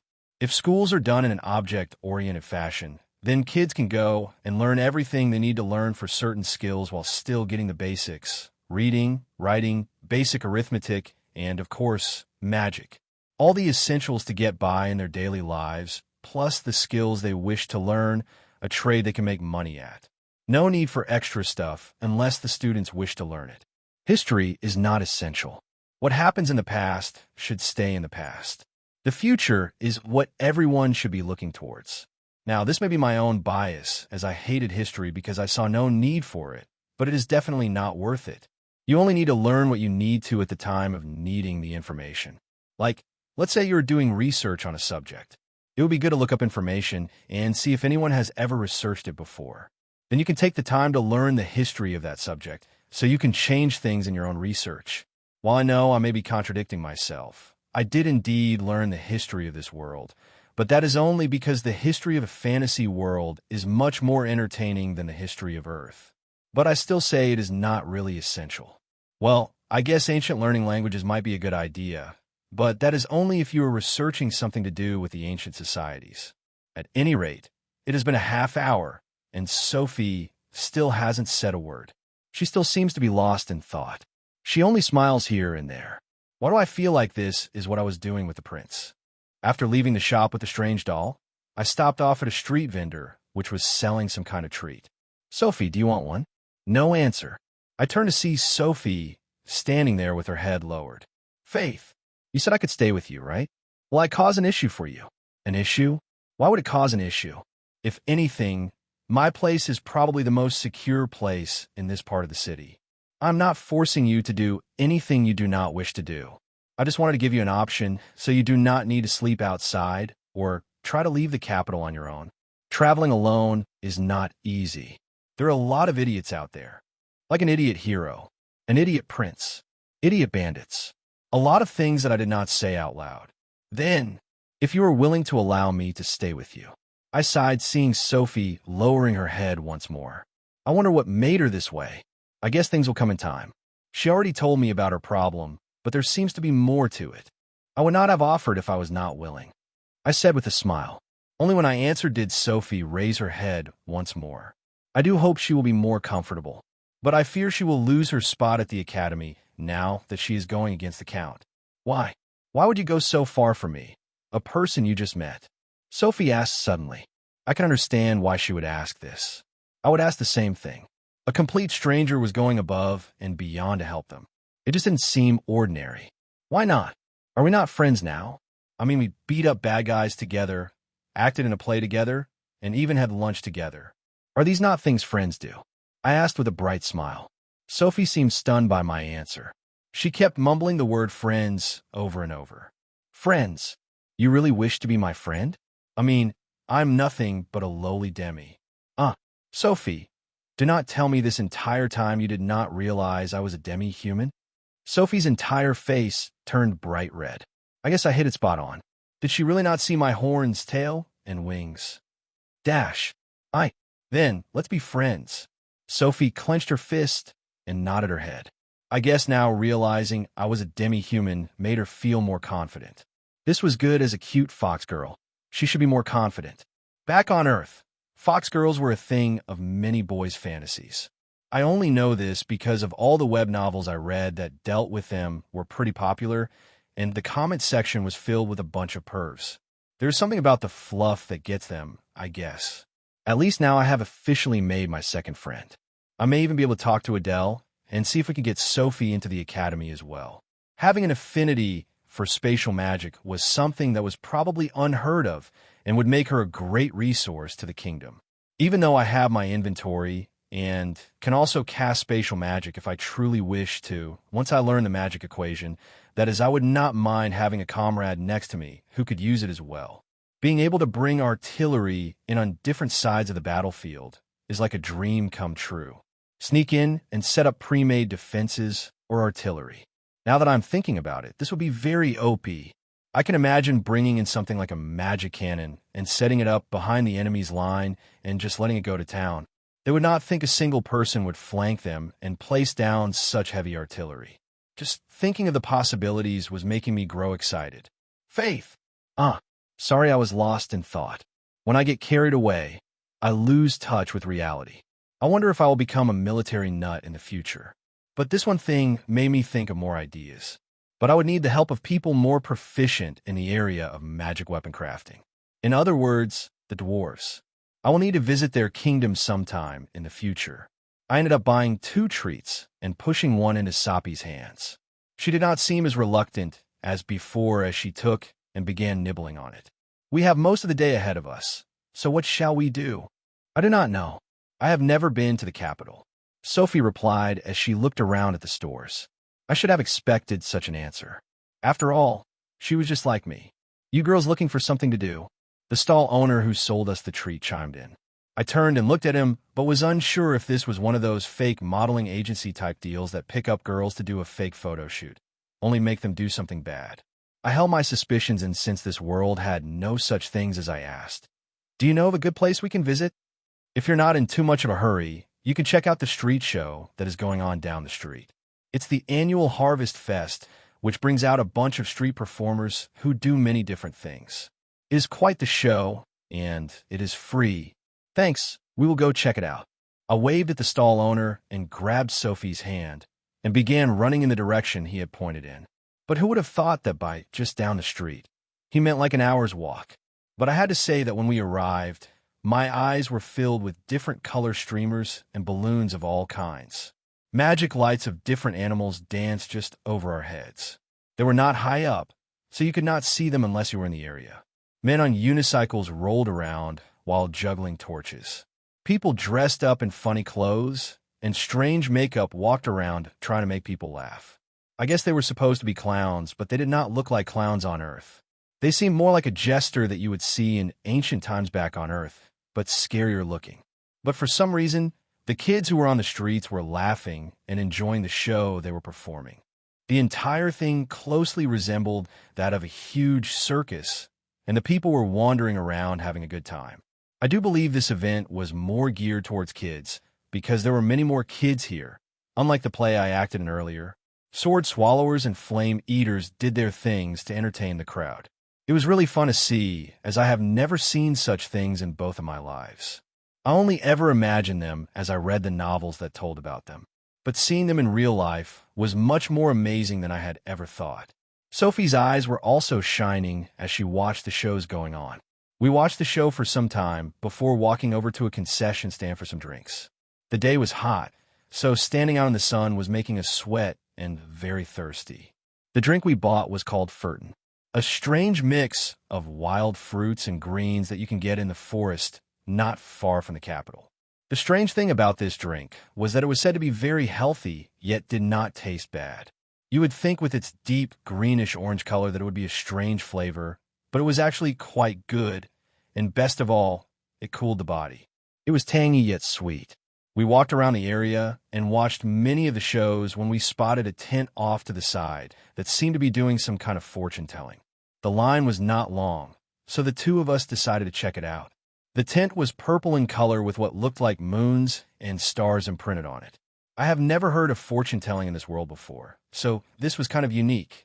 A young girl was in line in front of us, so I asked if she knew what to expect. Come to find out that the fortune-teller only shows up at the festival every year, and no one knows exactly who the person truly is. The person always wore black with a black veil covering their face, making it impossible to see who they were or how old they were. They only knew that the person was a woman. But every person who has had their fortune told by this mysterious person can say for sure that the fortune teller was legitimate. She had never been wrong, not even once.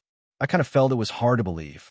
I mean, trying to tell someone's future was like sticking your hand in a mystery hole, hoping what you pull out will be some amazing treasure. The chances of it actually happening were practically zero. I could understand if the woman was able to guess a few things here and there every so often, but to always be right was much different unless she had some kind of far sight that allowed her to see into the future. After waiting a while, It was finally our turn. Both Sophie and I pushed back the purple curtain and walked inside. The room was dark and filled with sparkling lights on the ceiling of the tent. The room had a strong sense of incense that filled the area, making one feel calm and relaxed. And in the middle of this tent was a small table with a cloaked figure in black sitting behind it. In front were 2 chairs. The person in black acknowledged us with a nod and motioned with her hand towards the chairs. "Please have a seat. Which one of you would like to go first?" From the sound of the fortune teller's voice, it seemed she was an older woman, but I do not know if this was the truth. From the smoothness of the skin on her hands, it seems more like she would be someone younger. I guess most wouldn't see such details when they were not looking, but I was a bit curious, so I was taking in all the details I could. It's not like I would go and ask her personally who she was or how old she truly was. Going that far would be rude to someone who wishes to keep their identity a secret. It's also unlikely that she would even tell me. "Sophie will go first," I answered, pushing Sophie forward. "Huh, Faith." Sophie began to panic. I smiled and patted her shoulder. "She's just reading your fortune. Nothing major will happen." "Okay." Sophie turned and nodded to the fortune teller. "Let me see your hand." Upon the fortune teller's request, Sophie stretched out her hand. The small, delicate hand that was no bigger than my own reached out and took it. I watched as the fortune teller extended one finger and began writing on Sophie's palm with magic. Seconds later, many balls of light began to appear, floating around the room and condensing around Sophie. I did not feel any danger from them, so I was not worried they would harm Sophie. They were only landing on her skin before flying off and floating in the air in between the fortune teller and Sophie. Dash! After they all gathered, they began to condense and formed a screen in front of them. "Let's see." An image appeared on the screen. It was Sophie. She was smiling and walking down the halls of the building. In her hands was a book, and she seemed to be chatting with someone at her side, but that person was blurry, making it hard to know who it was. But the clothes she was wearing looked to be a uniform of some kind. Was this the Royal Magic Academy's uniform? After a while, the scene changed and Sophie was crying. Someone was hugging her, seemingly trying to comfort her. But from her expression, the anguish she was feeling was clear as day, as if something had happened to her or a loved one of hers. After the image changed once more, she was standing on the front lines of a great battle. Fire, magic, and smoke filled the screen. The scene of dead bodies littering the grounds was clear as day. Luckily, my ancient will was staying dormant, or I might have caused a scene. Her armor was covered in blood, but her eyes were clear and full of determination. With one look, you could tell she was fighting for a cause she truly believed in. After that, the screen went black.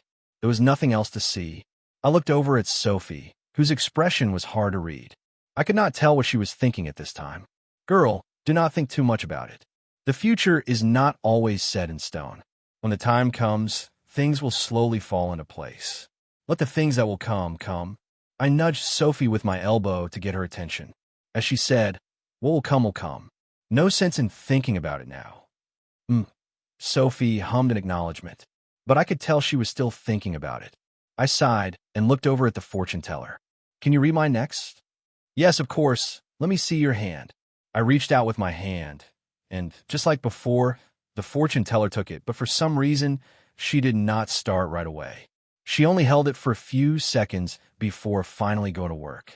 I felt this was slightly strange. The balls of light began to sweep around the room before touching me and condensing into a screen in front of us. I watched as the image on the screen appeared.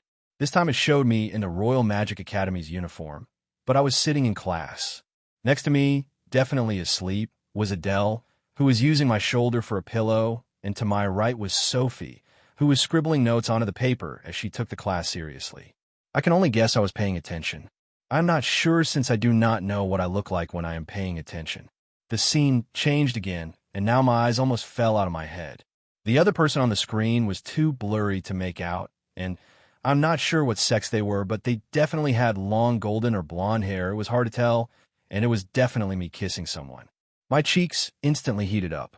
To be honest, I never once thought about kissing a girl, but now, seeing this, if this was actually a girl and not a guy with long hair, I began to wonder. I wonder what the hell happened to the future me. I wanted to lower my head to hide my embarrassment, but it quickly changed once more. This time I was also on a battlefield, but I was kneeling down holding someone crying. I did not know who it was, but by the way I was crying while holding that person, I know for a fact that they must be close to me. The scene shifted once more, and my eyes looked crazed as I swung my sword at everything around me. Blood dripped from my body. I was soaked in it from head to toe. I was definitely in a crazed state. My ancient will must have taken over. The gruesome scene once more changed. I was sitting in a tall chair, leaning against the armrest, looking down over a bunch of people kneeling. The look in my eyes was cold, as if the people below me were all about to die. I did not know what this all meant, but this me that I was seeing scared me. Those eyes did not seem to be me. The scene moved to me, setting flowers in front of a grave. The name on the grave was blurry, but the tears in my eyes showed how much sorrow I felt. I wish I knew what the name was so I could figure out if I already knew this person. If I did, I could be sure to watch out for them and try to keep them from dying. Finally, the screen went black. I'm not quite sure how I feel at this time. Seeing those scenes, it seemed to be nothing but heartache and craziness. I was not sure if I should believe any of it or not, or if I should start making preparations to overcome these hardships. War, love, death. Why must any of it exist? I held my head. My thoughts are a mess. I almost think it would be better if I did truly become a demon queen and destroy this world. Then, I wouldn't have to deal with any pain or hardships. But I know I could never do it. I have people here that I care about, so destroying the world would not be a good thing. Young one does not need to think too much. You must fight fate head-on in order to change the things you have seen. The fortune teller's voice entered my ears. I looked up at her feeling a bit confused. Did she not just tell Sophie that what comes will come? But all I got from my confused expression was a nod and a hand stretched out. 1 silver. I nodded and handed her a silver coin. It was 50 copper per person, so I paid for both Sophie and I. I stood up and bowed to the fortune teller. Thank you. Come again next year. Maybe then things may have changed. Hearing this, I nodded and began to walk out of the tent. Sophie quickly followed behind me. We walked quietly back towards the inn. Both of us seemed lost in our own thoughts. But we only walked for half an hour when a group of men suddenly stood in front of us. You are Sophie, I presume? I looked up at the group of what looked to be about 20 men and frowned. I instinctively pulled Sophie behind me. I did not even need to look to see that she was sacred. When I grabbed her arm just now, she was already shaking like a leaf in the wind. Who are you, and what do you want with my friend? Demigirl, stay out of this if you know what is good for you. We just want Sophie to follow us back. I could only guess the one speaking was the leader. But what I really couldn't get over at this time was that these people's clothing were all mismatched. Leather and heavy armor covered parts of their bodies. Each one had a sword in hand, seemingly ready for a fight. Were these people poorer than the bandits I met last time?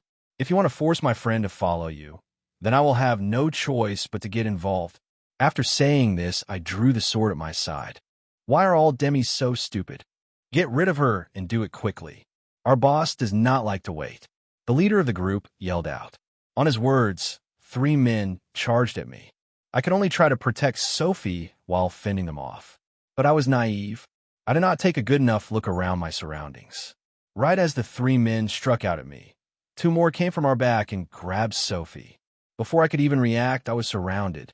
I quickly kicked one of them away while slapping the other 2 with my tail and went to try to break through the line, but I was quickly surrounded by earth magic.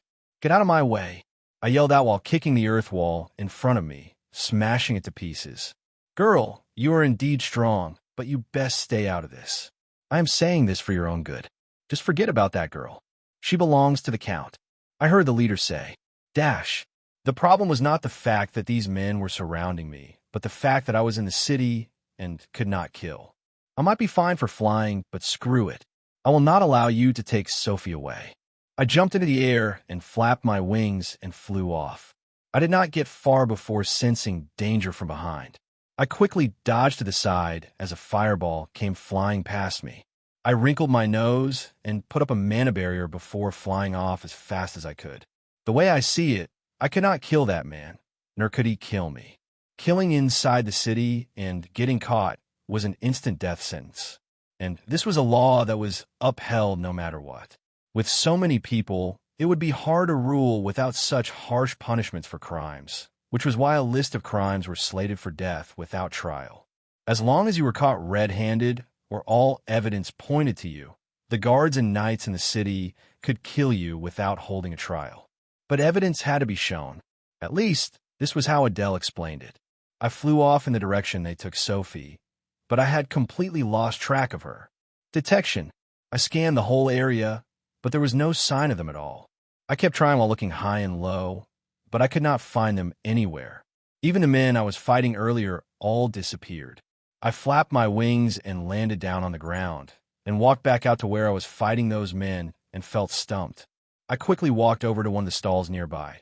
"Excuse me, did you see that large group of men here just earlier that kidnapped a fox girl?" "You mean the foster gang?" "Girl, I do not know what relationship you have with that fox girl, but I think you better forget about it. The foster gang has Count Friedman's backing.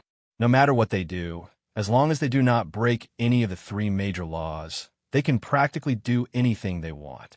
The man I was talking to was referring to the 3 major laws that can get you on the spot judgment was killing, rape, and arson. While there was more than this, these 3 were considered the worst of the worst, which was why they were called the 3 major laws. Where can I find this foster gang? I had only this one clue. If I wanted to save Sophie, I had no choice but to go in. If I use some sleep magic, I can knock them all out without having to kill anyone. However, I need to hit the one who tossed a fireball at me. It singed a few strands of my hair.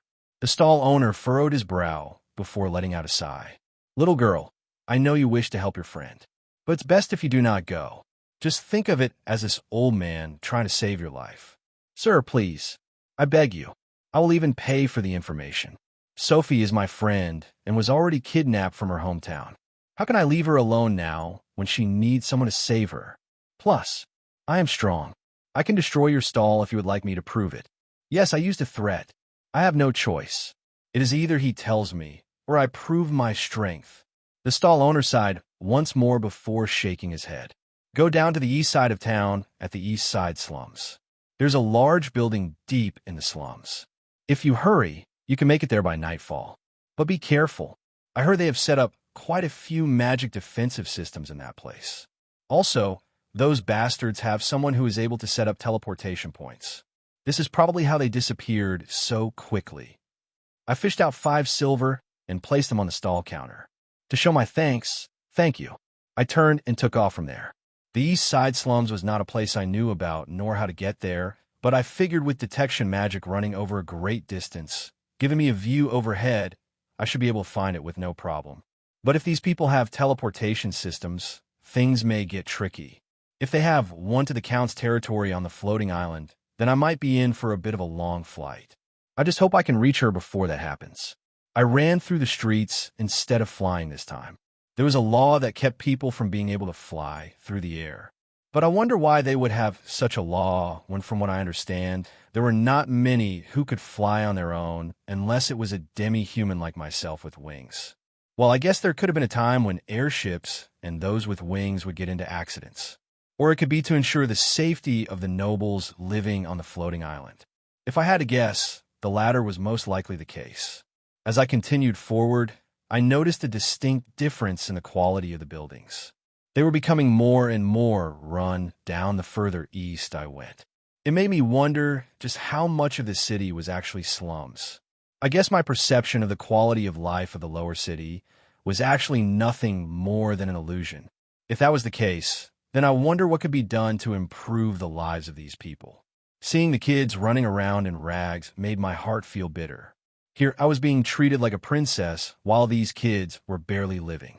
And the deeper I went into the slums, the worse it got. Crime seems to run rampant here. I had to restrain myself from helping those I saw. Sophie's matter took precedence at this time. And even if I did help today, what about the next day? Or the day after? This was a place where the law of the city did not reach, it seemed.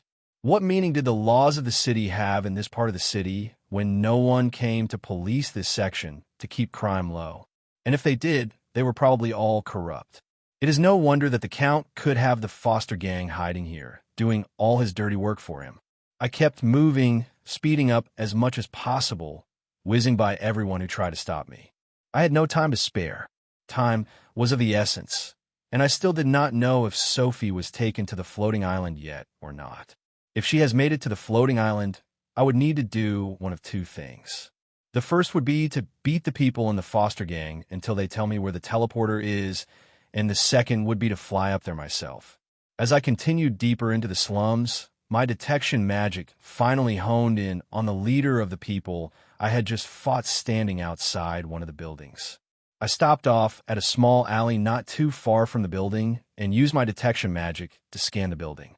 4 floors above ground and 2 floors below, but no signs of Sophie. A magic circle? Is this the teleporter? I was not sure, but since the boss man was standing there, I guess I could always ask him. I took a deep breath and walked out of the alley and towards the man who was smoking what I guess is this world's equivalent of a cigarette. I stopped right in front of him and watched as his eyes went wide and the cigarette in his hand dropped to the ground. You? How? Let's talk, shall we? I smiled and reached out and grabbed him by the neck. My smile slowly faded as my eyes became cold. Where is Sophie? Ugh, she's already sent back to the count. You can't. Cough. You can't get her back now. Hearing the leader's words, I sneered and began squeezing his neck tighter. Where's the teleporter? Either you take me there, or I kill you and every one of your men. And do not think that I won't. I know this place is not overseen by the knights and guards. I was being serious this time, just thinking about how scared Sophie must be right now, being kidnapped and taken back to the place she ran away from. How could she not be scared? My eyes lit up and 10 fireballs formed around me. One floated towards the leader's face, causing some of his hair to become singed, while the others flew forward and slammed into the entrance of the building, blowing it inwards. No more playing around. Even if there is a defensive magic set up here, it would not matter. Man a shield. I softly spoke as I began walking forward without waiting for the leader to answer. I still had detection up and found only one source of residual magic that had enough power left in it to be considered for transportation. Whether I was correct or not was another story. But from my understanding of magic circles and runes, this was the most likely place for a transporter. Arg, let me go. I will tell you. I did not listen to him. I was bringing him along with me, no matter what. So why would I let him go so easily? Leader. I heard a yell come from my side as I stepped through the entrance. I was met with no resistance at the entrance, so I guess the defense system was not much of anything. I do, however, think I did feel a slight itch on the mana shield, but nothing more. Dash! I turned towards the voice that yelled to see 6 men staring at me with their swords drawn. I sneered, and a second later, those same 6 men were now upside down with their heads stuck in the floor. So, where is it? Basement, the second basement. The leader of the foster gang yelled out. I nodded and waved my hand, putting the stupid idiot to sleep. The basement was the exact place I was getting the residual magic signature from. I dropped the leader and then grabbed him by the ankle and dragged him along with me as I found the stairwell. I already knew the whole place in and out, so there was no need for me to ask for directions. Any gang member that came to attack me was stuffed head first into the wooden floorboards. Sometimes with magic, other times by hand. With the bandits, it was feet first. This time it was head first. I arrived at the bottom floor quickly without much issue. I made sure that every time I destroyed something that I put out the flames soon after. I did not wish to start a fire here in the slums.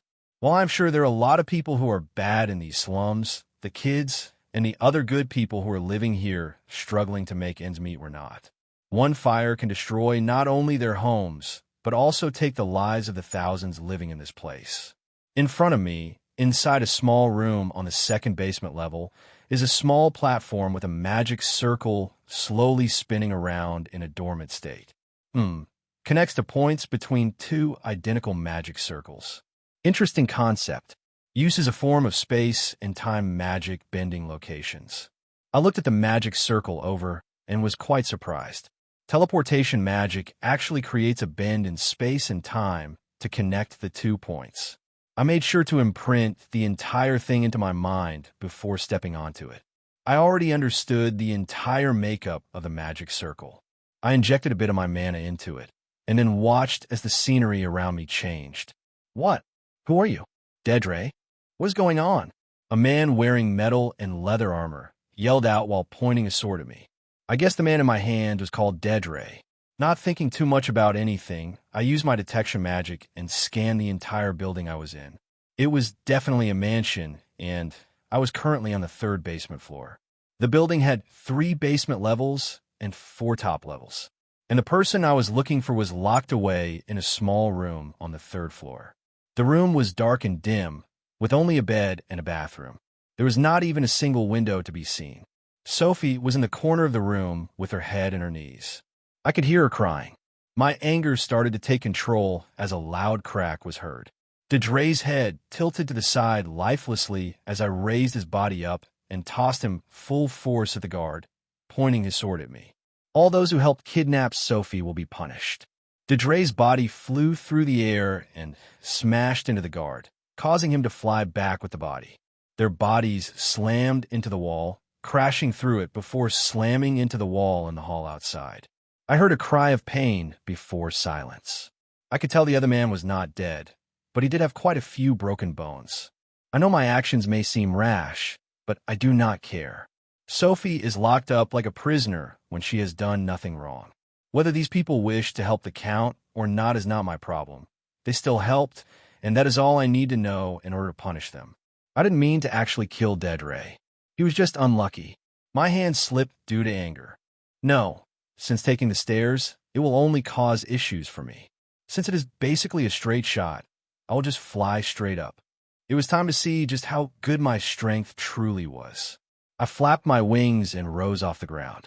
When I reached the ceiling, I pulled my fist back and imbued it with magic before thrusting it out. Boom! A loud explosion of rock and cement rocked the entire mansion. I looked up and could now see a clear hole leading up to the 1st floor. I could hear the sounds of yelling and saw the guards running toward the hole I made with my detection magic. Not wanting to be delayed, I quickly flew up through the hole and landed on the 1st floor. I should have put more power into my punch. I couldn't help but sigh at my own lack of intelligence. A bunch of guards came out of the side rooms and were now surrounding me. I was about to make my move when a loud, arrogant-sounding voice echoed through the hall. To think the child prodigy that the noble circles have been talking about is nothing more than a 2-bit thief. I turned to see a young, handsome man in fancy clothes walking over with a very angry expression. Count Friedman, I presume. I drew my sword and pointed it at him. I think the one who should be called a thief is you. Or should I call you a perverted thief? I mean, who goes around stealing young girls off the street? Stealing young girls? I have no idea what you are talking about. Count Friedman tried to act dumb. You are not very well informed, are you, Mr. Pervert? This world has laws that even a noble like you needs to follow. The girl you kidnapped is no older than myself, and, if I am not wrong, you cannot forcefully take her away no matter what. I have already heard about your grand little scheme in the country. Release Sophie now, and I will ignore everything you have done, and I will leave this place. If you do not return her, I do not mind destroying your entire mansion. I could see Count Friedman's face turning all kinds of different colors as he ground his teeth. If looks could kill, well, let's just say I will be dead by now. You do not seem to understand how this world works. Those with high status are able to do as they please. I can do as I want because I am a count. There is nothing you can do to stop me. You and the girl are nothing more than a commoner. I dare you to even think of bringing my... Boom! A wall on the opposite side of the Count blew up. Count Friedman's eyes were wide in shock, and a trace of fear appeared within them as he stared at me. My hand stretched out in a gun pose. I drew it back and blew on the tip of my index finger. I smiled and tilted my head as my eyes glowed with an eerie light. I said I would destroy your mansion, and I mean it. I keep my words. I will give you one last chance. Will you end this peacefully, or will you have your house destroyed? Because I can say this now.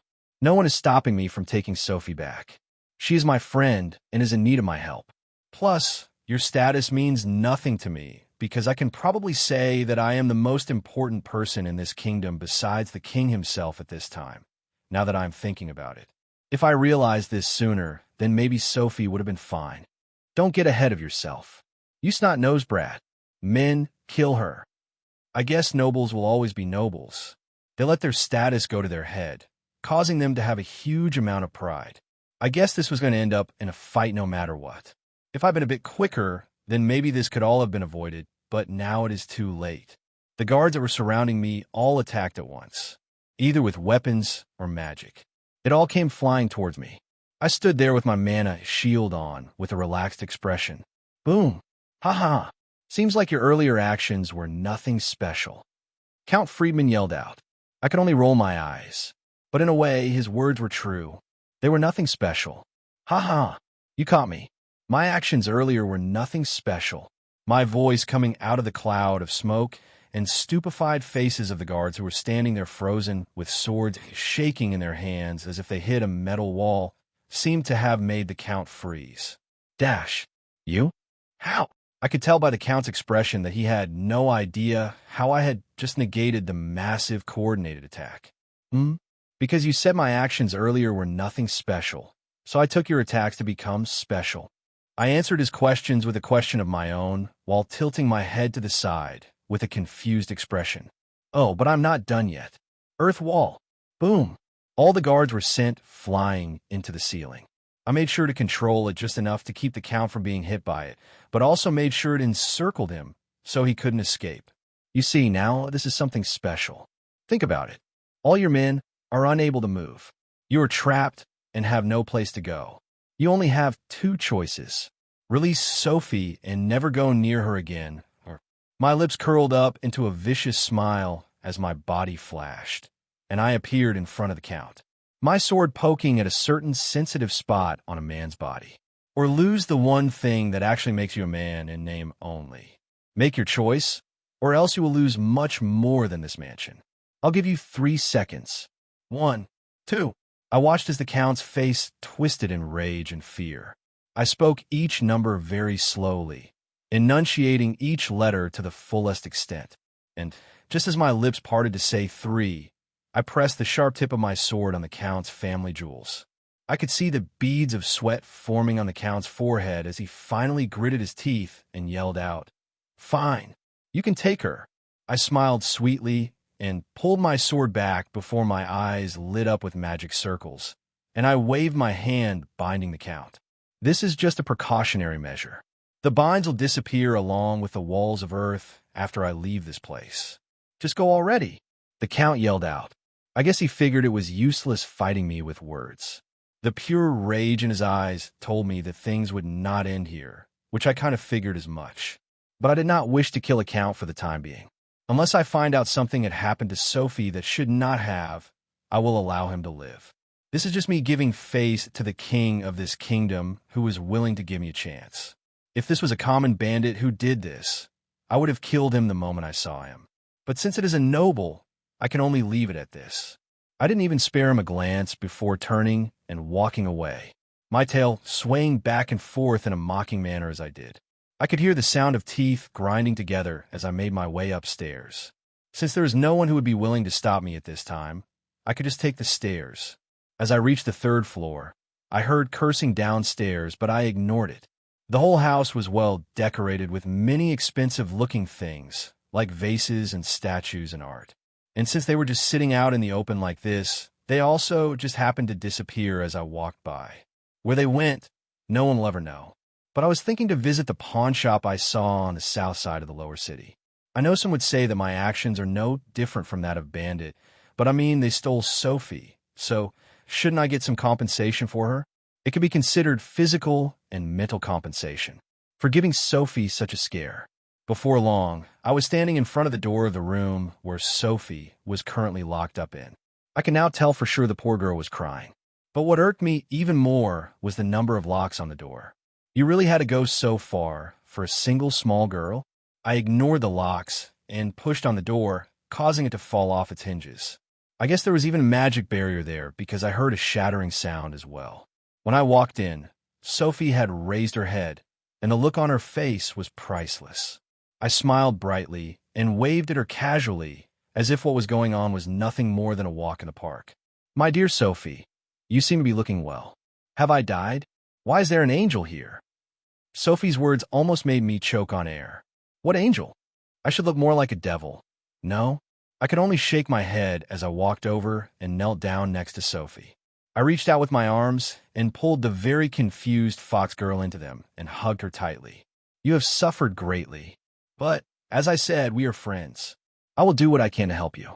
Sorry that my incompetence allowed you to suffer. I guess my words were like a wave of relief to Sophie, who suddenly buried her face into my chest and began crying her eyes out. She hugged me tightly as she let everything out. I knew it must have been hard, afraid of not knowing what will happen to you, not knowing how your life will be from now on, and not having the strength to even do as you want. She had run away once. She probably knew that running away again would not have been possible. They even locked her up as if she was some kind of dangerous criminal. It took a while for Sophie to finally calm down. When she did, I scooped her up into my arms in a princess, Carrie, and walked right out of the house under the gazes of the maids and male servants. When I exited through the front door, I looked up at the already dark skies before flapping my wings and lifting off the ground. The city lights at this time of night were like a sea of stars as I flew overhead. Sophie had her arms wrapped around my neck and looked out over the scenery with wide eyes. She was not scared in the slightest. It was as if her trust in me had reached a whole new level. I wonder if she will now let me fluff her tail? I guess I should still wait. No matter how attractive the fluff is, I should not just randomly reach out and fluff the fluff. As we flew in silence, I wondered what I should do next to deal with the wrath of the stupid count. I knew I brought a lot of trouble on myself, but there was nothing I could do about it. The count had crossed the line. Maybe I should ask Say if she has a way to contact Adele. Then maybe I can get this all swept under the rug. But for now, I will enjoy the sight before me. From now on, Sophie, you will stay with me. I will be talking with Adele, and I will see if you can still join the academy. This way, you will be able to decide what you wish to do with your life. Sophie was still silent, but her arms seemed to have tightened around my neck slightly as she buried her head in my shoulder. I could see her faintly nod to my words, though, so she at least acknowledged what I said. It was hard to make out what her expression was with how dark it was, but at least after such an event, she seemed safe. I did not know what the future holds for her, but I do hope that it will be a happy one that is much better than the one shown by the fortune teller. It was late at night by the time I finally reached the inn. Sophie had fallen asleep in my arms and looked to be sleeping quite comfortably. When I entered the suite, my maids were actually up waiting on me and went right to work preparing a bath. I reluctantly woke Sophie up, who was very confused at first but quickly turned as red as an apple as she realized she had fallen asleep. I chuckled as I let her down. No need to feel embarrassed. You have had a long day. Annie and the girls are getting the bath ready. Let's bathe, eat, then sleep, okay? You can spend the night with me. Sophie lowered her head and nodded and followed behind me, but I could feel her gaze poking me in the back of the head as we walked. It was quite the intense stare. I wonder if she has something to say. Well, if she wants to talk, she will talk. I will not force her to say anything if she does not want to. But now was my chance. I could fluff the fluff without seemingly being weird. As I finished undressing, I walked over and hugged Sophie from behind. Sophie, let me wash your hair and back, okay? For some reason, Sophie's face became even redder, but she quietly nodded her head. A strange girl indeed, blushing over everything. But I have to say this softness was just too much. If I was not worried about being seen as some kind of perverted freak, I would have already pushed my face into this fluffy goodness. Dash. But I restrained myself and continued to do the job I had assigned myself to. I took great care to make sure to be gentle while washing Sophie's hair. I have a lot of practice, so I am confident in my hair washing. Rachel even said her hair felt extra smooth when I washed it for her. This was not really a lie, though, either, because I like to inject my mana into the hair and let it primate to the scalp. It seems magic has extra benefits that not many or none actually know about. Seeing how Sophie had been quiet this entire time, I finally decided to lighten the mood a bit. So from today forth, we will be living together. Treat the place as your home. Although I feel that you won't, it does have to be said, do not bully the maids. They're just like you or me. I wouldn't bully anyone. Sophie's voice started off big, but I guess she got embarrassed by her sudden shout that the rest of her words got quieter and quieter. I figured as much, but what needs to be said should still be said, no? Anyway, Do not dwell too much on what happened today. Forget about that count. I'm pretty sure he is raging right now, but not at you. You see, I kind of told him a white lie. I said my magic would disappear once I left the house. Well, he should never have angered me. If he did not do anything to my friend, he would still be sipping his expensive wine and indulging in the many wives he has. I, for one, do not care what he does as long as he does not harm those that I see as friends and family. But to think that my first fully official day in the capital, and I am already bringing a girl home. If I was a boy, I am sure my parents would be jumping for joy. But I am sure even if that was not the case, if I had told them the story about what happened, my mother and father would take Sophie in a heartbeat. They are kind and generous, after all. Sadly, I cannot save every person I come across that is in need of help. Such a job is too big for a single person to handle on their own. The lives of those people in the slums need the kingdom's help to restructure in a way that does not interrupt their daily lives. It might seem inhuman, and if this was Earth, I would be bashed on social media for being biased, human rights violations, and whatnot, but I would move all the people who do not wish to work into a section of their own, while helping only those who wish to better themselves. Maybe seeing the different forms of treatment will cause them to rethink their path in life. Those with criminal histories would need to be reformed unless they have already done their time. A city this size that can be considered its own small country back on Earth really needs to be reformed with a stricter system. But I'm sure this would gain backlash from the nobles who, like the Count, use the slums as a base of operation for their dirty work. No one would want the hub to hide their dirty dealings to be taken away from them. It would be too risky. But to come up with explanations on why the slums should stay around was something they would really have to work hard at. I mean, who can really come up with a good reason to continue letting the slums stay a dirty place where things hidden by society keep happening? All in all, the only correct path on anything would be to do what can be done without giving too much. There's a fine line between helping those in need and taking care of them forever. Providing education and means to get better jobs is really the only route.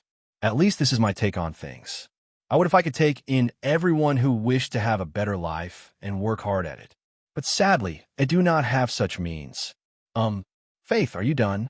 I heard Sophie's soft voice and realized I was so lost in my thoughts that I was directly fluffing her tail this entire time. I could feel my cheeks heating up as I let out a dry laugh and scratched my head. Sorry. Let's get in the bath. But you haven't washed your body yet. I can wash your back for you. Although she stuttered, Sophie stood right up and pointed to the seat for me to sit down. I guess she wants to repay me. But I have to say this. Thank God I have tough skin. Sophie's idea of washing someone's back is like using sandpaper and scrubbing it as hard as she can against the skin. Was this punishment? It was punishment, wasn't it? I will make a mental note not to fluff the fluff anymore. My poor back wouldn't be able to take it. After a nice, hot, relaxing bath, the two of us retired to my room, where I went against my own pledge and happily dried and combed Sophie's tail and hair. She did not seem to mind, although her cheeks were bright red the entire time. After a while, the silent Sophie finally seemed to be willing to talk as she turned her head to face me. Faith, I never did properly thank you. You not only gave me a stranger a helping hand when I was being dragged away by those men, but when I was kidnapped, you came and rescued me from the hands of the Count, even knowing you could suffer repercussions. I really do not know how to thank you for everything. What thanks is needed? We became friends, and that is all that matters. No friend of mine will be allowed to suffer if I can help it. And if I can't stop it, I will use force like I did today, and once I talk to Adele, I'm sure you will never have to deal with such things ever again. You can live your life the way you want it from now on. You can stay with me for as long as you like. Go to the academy, find the thing you want to do, excel at it, and then when you're ready, go off and do your own thing. Maybe one day, I will be handing you off to the person you're going to marry. They grow old so quick.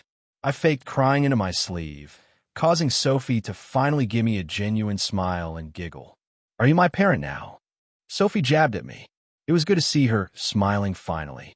Far from it. But I do want you to know you have someone to support you now. I will do what I can to help. I live my life with very few people I could call friends. Adele was my very first true friend outside my own family. Now you're my second. I hope we can support each other. That is normally how friends work. No, we confide in one another and seek advice, joke with one another, and even fluff each other's tails. Yes, I slipped in the last part, but I couldn't help it. Her tail was so soft and fluffy.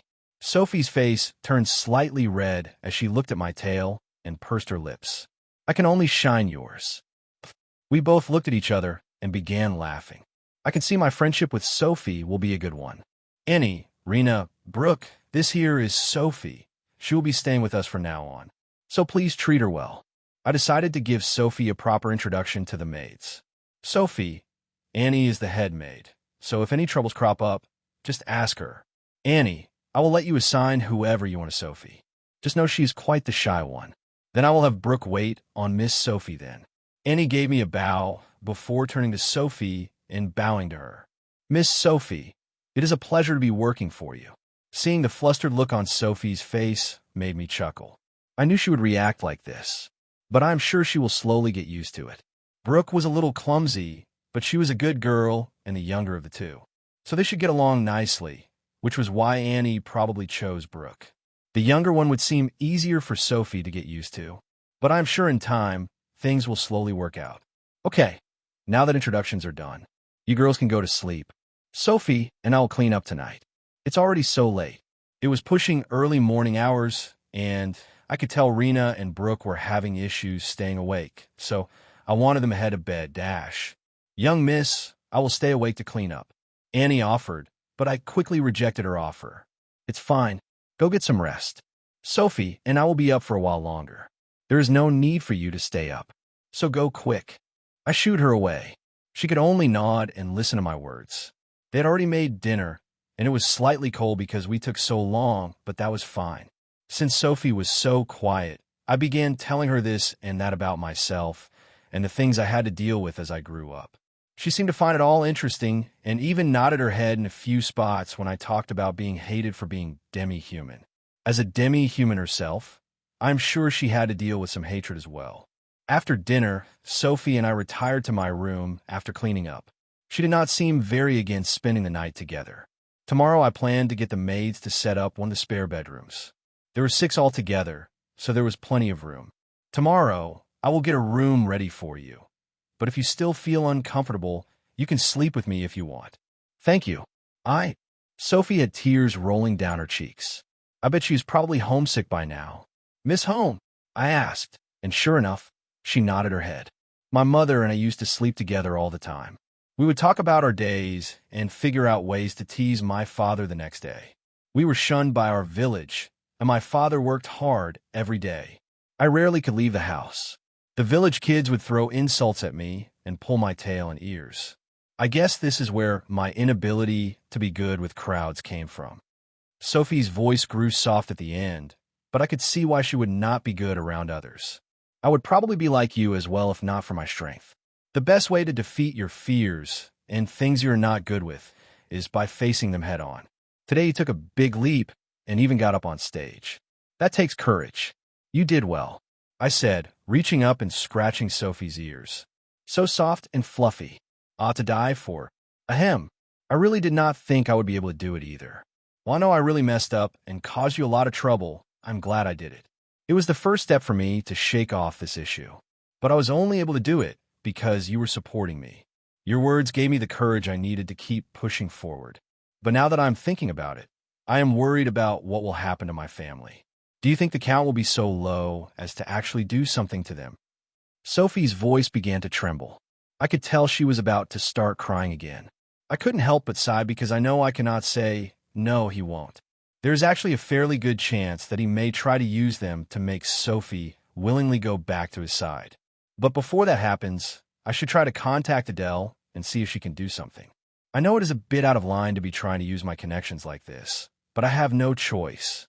It is either that or I kill the stupid count altogether. But if I did that, I am sure there would be backlash from the other nobles. They would think of me as a threat to not only them, but to the whole kingdom and push the king to get rid of me somehow. No matter how good of an accomplishment I made, they would still try to kick me out. The only option to do that would be to use my biggest trump card, Little Belle.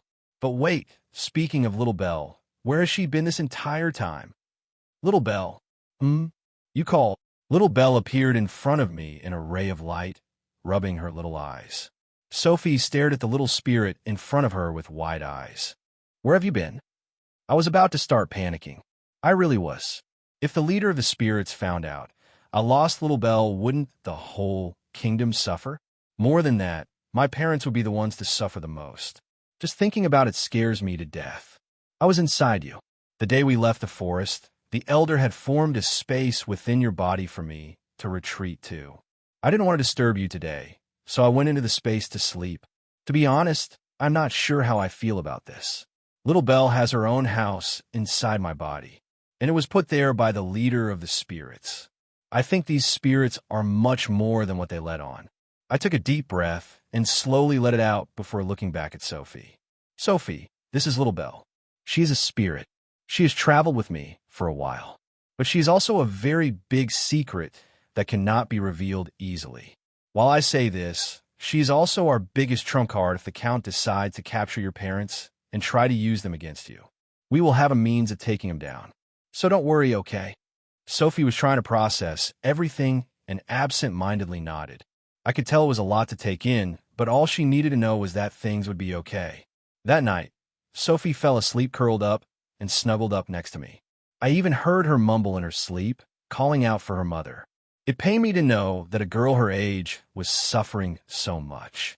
I gently stroked her head while I softly spoke with Little Belle. Little Belle, what is the space like? And where is it exactly? I was truly curious. I had a Little Belle's house inside me, and I couldn't even check it out. This kind of irked me and also made me feel slightly weird. From some of the books I have read, there are many where the main characters will have special spaces inside their souls or minds that will be home to the contracted beasts or whatever they contract. I always felt it was kind of weird. I mean, there were some where the female lead will have some old man inside them, seeing everything they do. It made me wonder if these authors were just perverted or what. But if you put aside the fact that some old man was watching a girl dress, undress, and bathe all the time, the stories were pretty good otherwise. But these characters could visit these locations, whereas I cannot. Well, for the time being, anyway. It is a small pond with a little forest surrounding it. It is not that big. It has many pretty flowers, so I like to lay on them and fall asleep. From how Little Belle described it, it did seem like a small little paradise just for her. For some reason, I feel slightly jealous. But one day, I will also have a small abode I can use as a place to escape to.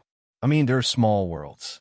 If I grow powerful enough, I may just be able to create one of my own and make it a paradise for me to retreat into. I smiled and reached up and patted Little Belle on the head. Sounds like a wonderful place. Where have you been? I was about to start panicking. I really was. If the leader of the spirits found out I lost Little Belle, wouldn't the whole kingdom suffer? More than that, my parents would be the ones to suffer the most. Just thinking about it scares me to death. I was inside you. The day we left the forest, the elder had formed a space within your body for me to retreat to. I didn't want to disturb you today, so I went into the space to sleep. To be honest, I'm not sure how I feel about this. Little Belle has her own house inside my body, and it was put there by the leader of the spirits. I think these spirits are much more than what they let on. I took a deep breath and slowly let it out before looking back at Sophie. Sophie, this is Little Belle. She is a spirit. She has traveled with me for a while, but she is also a very big secret that cannot be revealed easily. While I say this, she is also our biggest trump card if the Count decides to capture your parents and try to use them against you. We will have a means of taking them down. So don't worry, okay? Sophie was trying to process everything and absent-mindedly nodded. I could tell it was a lot to take in, but all she needed to know was that things would be okay. That night, Sophie fell asleep curled up and snuggled up next to me. I even heard her mumble in her sleep, calling out for her mother. It pained me to know that a girl her age was suffering so much. I gently stroked her head while I softly spoke with Little Belle. Little Belle, what is the space like? And where is it exactly? I was truly curious. I had a Little Belle's house inside me, and I couldn't even check it out. This kind of irked me and also made me feel slightly weird. From some of the books I have read, There are many where the main characters will have special spaces inside their souls or minds that will be home to the contracted beasts or whatever they contract. I always felt it was kind of weird. I mean, there were some where the female lead will have some old man inside them, seeing everything they do. It made me wonder if these authors were just perverted or what. But if you put aside the fact that some old man was watching a girl dress, undress, and bathe all the time, the stories were pretty good otherwise.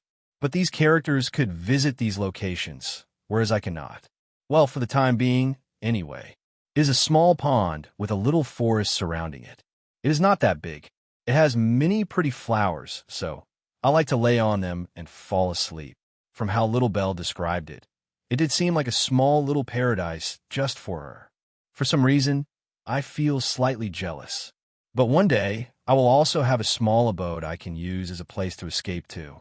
I mean, there are small worlds. If I grow powerful enough, I may just be able to create one of my own and make it a paradise for me to retreat into. I smiled and reached up and patted Little Belle on the head. Sounds like a wonderful place. The next few days, I spent them lounging about with Sophie. I helped train her a bit in magic and gave her some ideas on what she can do with spatial magic, like inscribing runes into items to make them into storage devices. If she were to sell such things, she could make a pretty penny for herself. Of course, this would need Adele's help as well to make sure she was protected and did not get scammed. But today was a day that I decided to do something about my own money situation. I still had some gold and could live off it if I so wished for quite a while, but it was not enough. So right now, Sophie and I were both on the streets of the capital, heading to a blacksmith that Say told me about. It was said to be the best blacksmith in town when it came to intricate items. He was a 100% dwarf.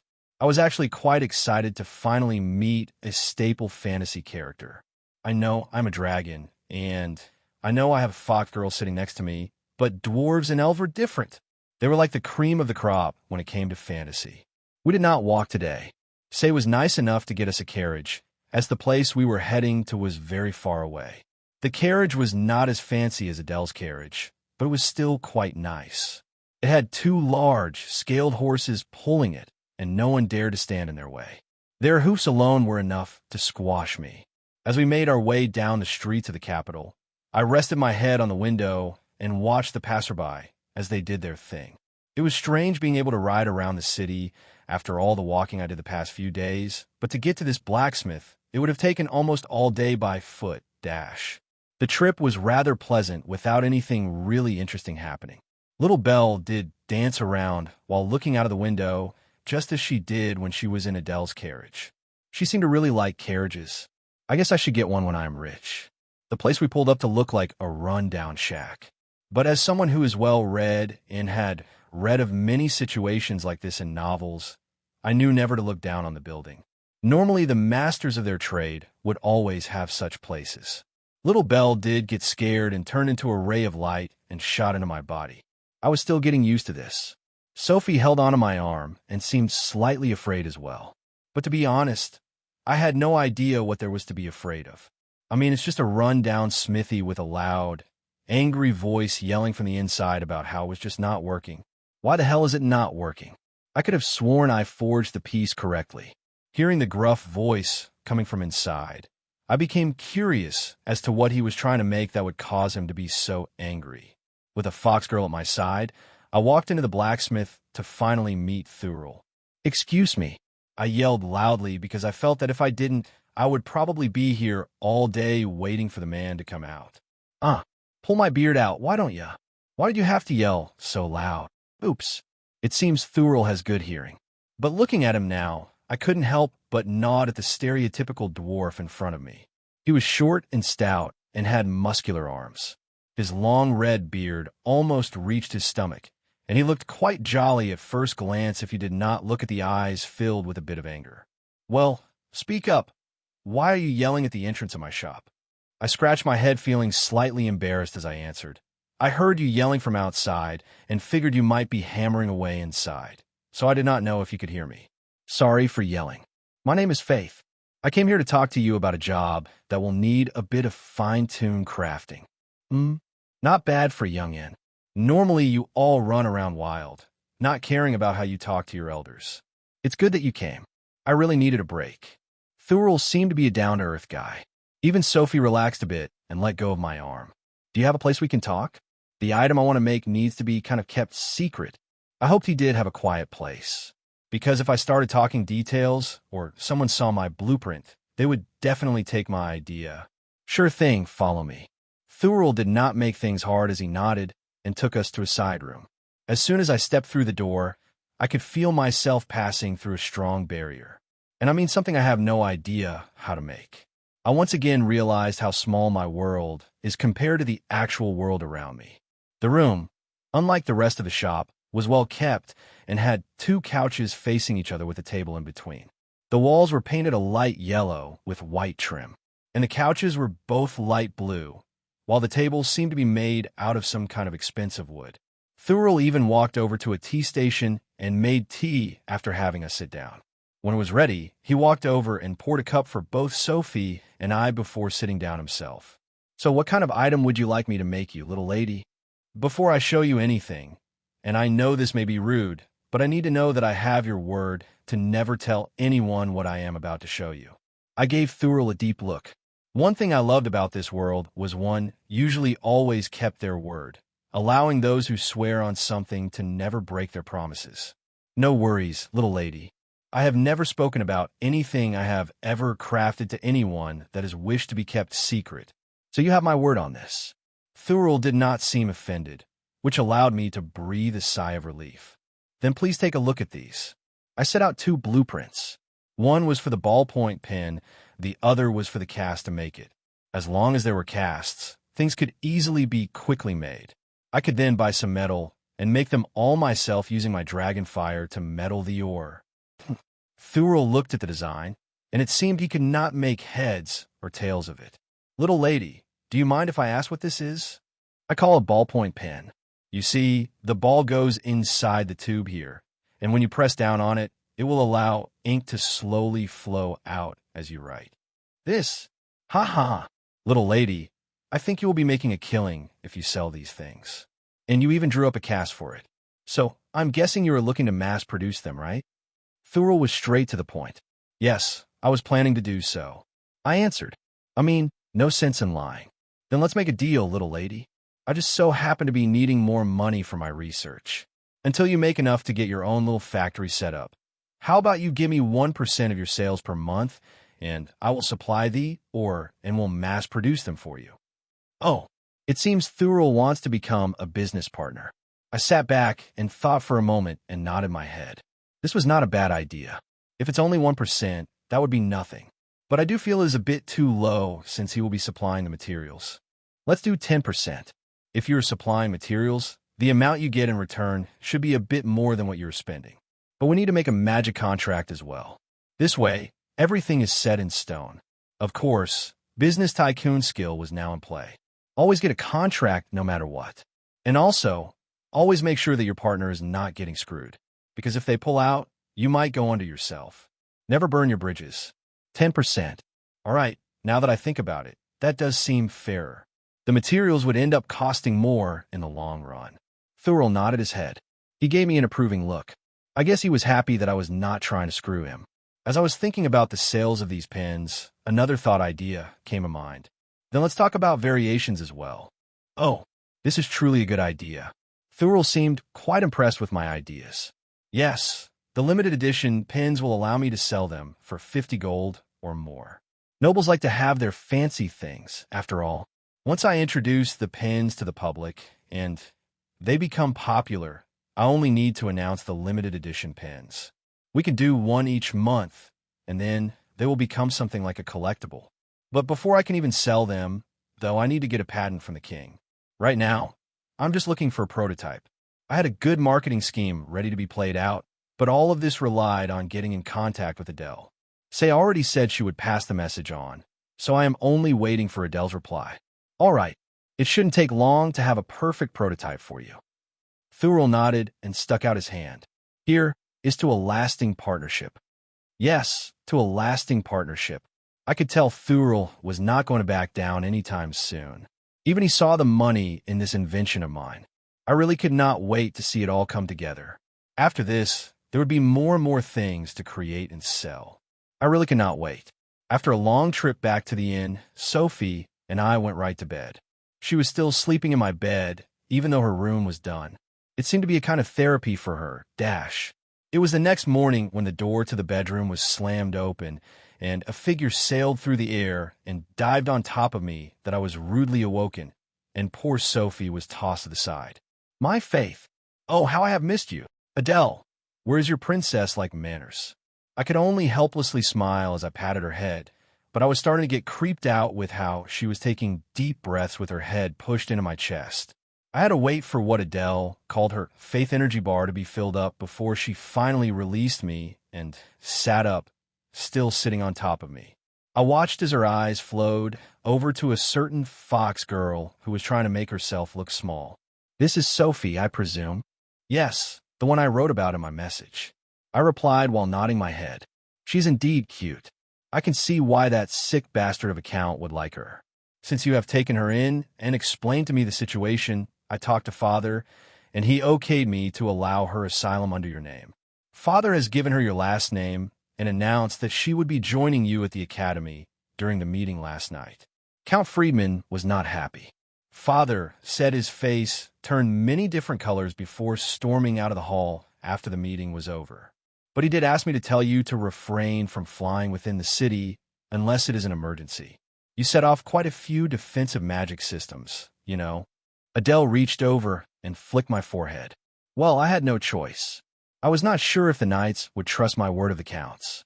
So as soon as I had Sophie, I rushed out of the house and flew away. Speaking of knights, the one your brother is keeping an eye on me, sleeps all day long, eats and drinks. He hasn't left his room since I have arrived. I, of course, would tattle on the incompetent fool. At first, I thought he was loyal to his job, but in one night, his attitude changed, and he became a fatso who sits around all day doing nothing. If he had a computer, I'm sure he would be sitting in front of it looking things up and giggling weirdly. Don't worry, Sir Ranford is teaching him a lesson as we speak. You will have a few knights as well. I will introduce you to them before we head out.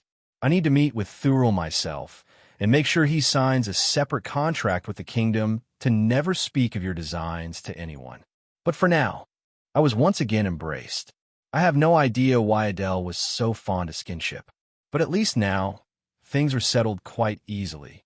Sophie was now Sophie Cerelia, which gave her protection as my family member, so none of the nobles could do anything to her without repercussions. This would not stop any deeper schemes, but it also gave me the right to step in legally and protect her. In other words, I am now her legal guardian, and without me agreeing to it, no one can take Sophie away. While this was all good news, I'm sure the Count is probably planning something stupid behind the scenes. But with Adele backing me up, I can at least deal with the situation. It's just I do wonder when Adele plans to get off me. I need to use the powder room. After finally getting to powder my nose, I walked into the living area to see Adele happily chatting with a very shy Sophie, who was slowly nodding her head with red cheeks while fiddling with her fingers. It seemed she did not know how to act around Adele. So, what do I need to sign? I asked as I walked over and sat down in the chair next to the table. Adele smiled and picked up a few papers from the table and put them in front of me. You will need to sign here and here. The first one is specifically for you, which gives you full market domination over your invention. No one will be able to copy your design or sell it. If they do, they will be arrested and fined for reparations of 100 gold per product they sold. I couldn't help but widen my eyes at this counteract. Isn't this a little too good? How did this even get approved? I may not know all the laws yet of the kingdom, but even I know this contract seemed to be way over the top. Hee. Do not underestimate the power of the only daughter. Adele answered proudly with her nose in the air.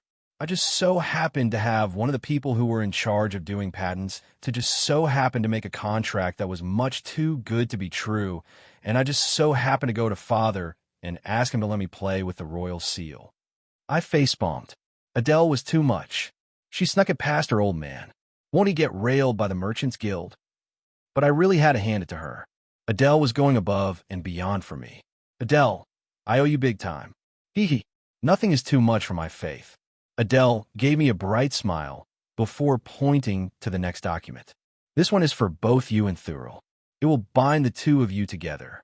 I added the percentage amount that Thurl will be getting from sales. This contract is binding and can only be broken if both parties agree, just like you wanted.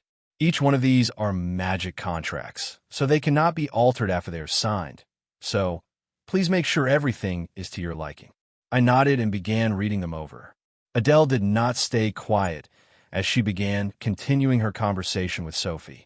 I took a few peeks at them and found Sophie was stuttering over her words, but Adele did not seem bothered by it in the slightest.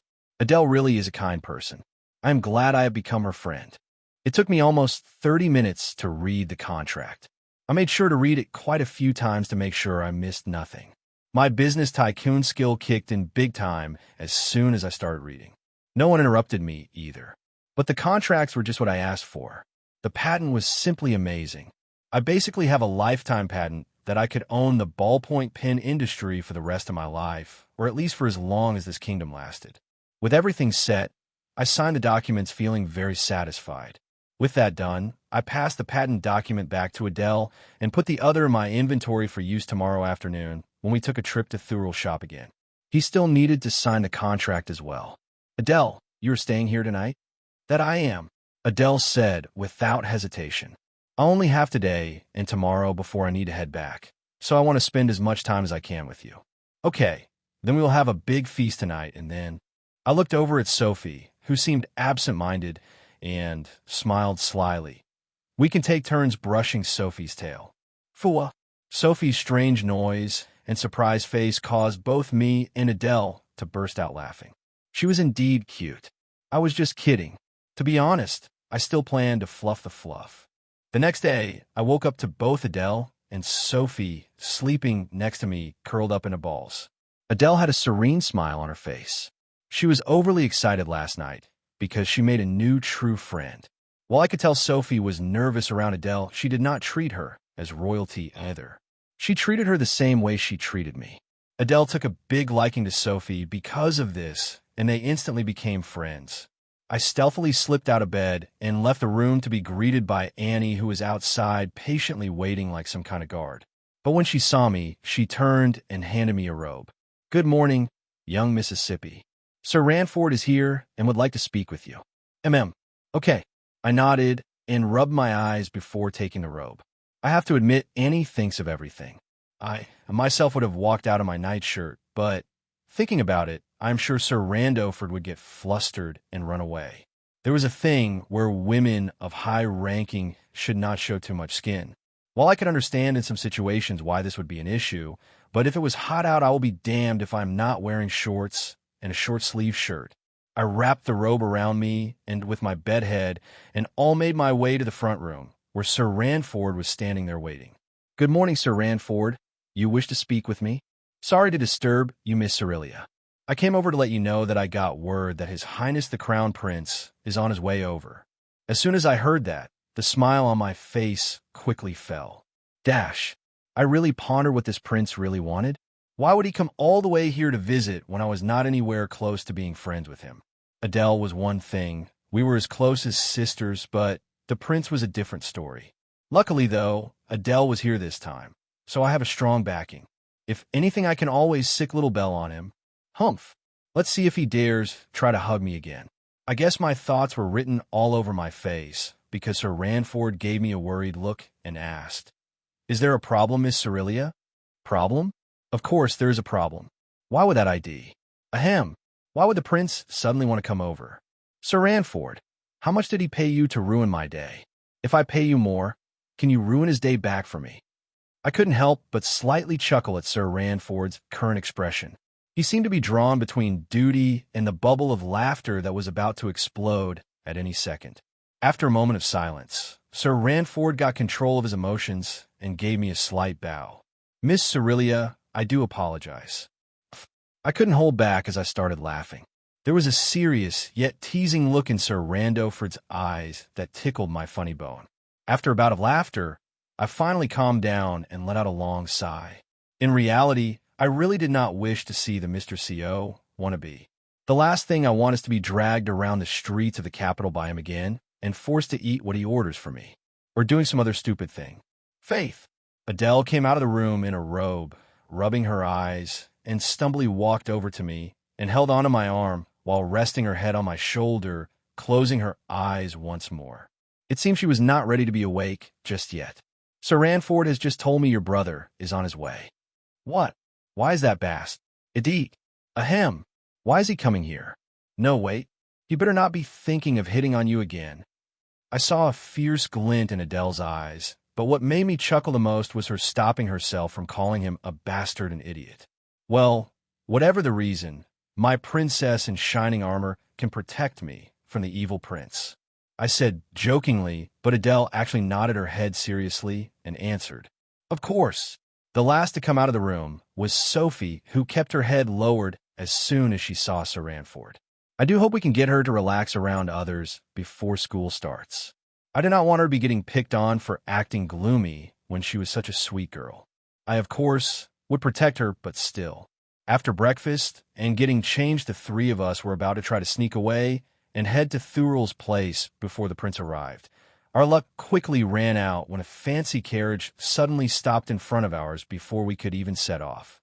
A handsome, dashing man exited the carriage and walked over to ours. Sadly, although his looks were good, he was after all Prince Lance, which ruined his whole image. Not to mention he still had that stupid smirk on his face. My dear sister, you are not going to try to leave me behind now, were you? Prince Lance asked as he went to open the door to the carriage, assumingly trying to get in to ride with us, only to find the door would not open. Adele had accidentally sealed the door shut, made it transparent from the inside only, and was currently sipping tea while looking at her brother through the transparent door, struggling to try to open it up. Adele, this is not funny. Open this up right now.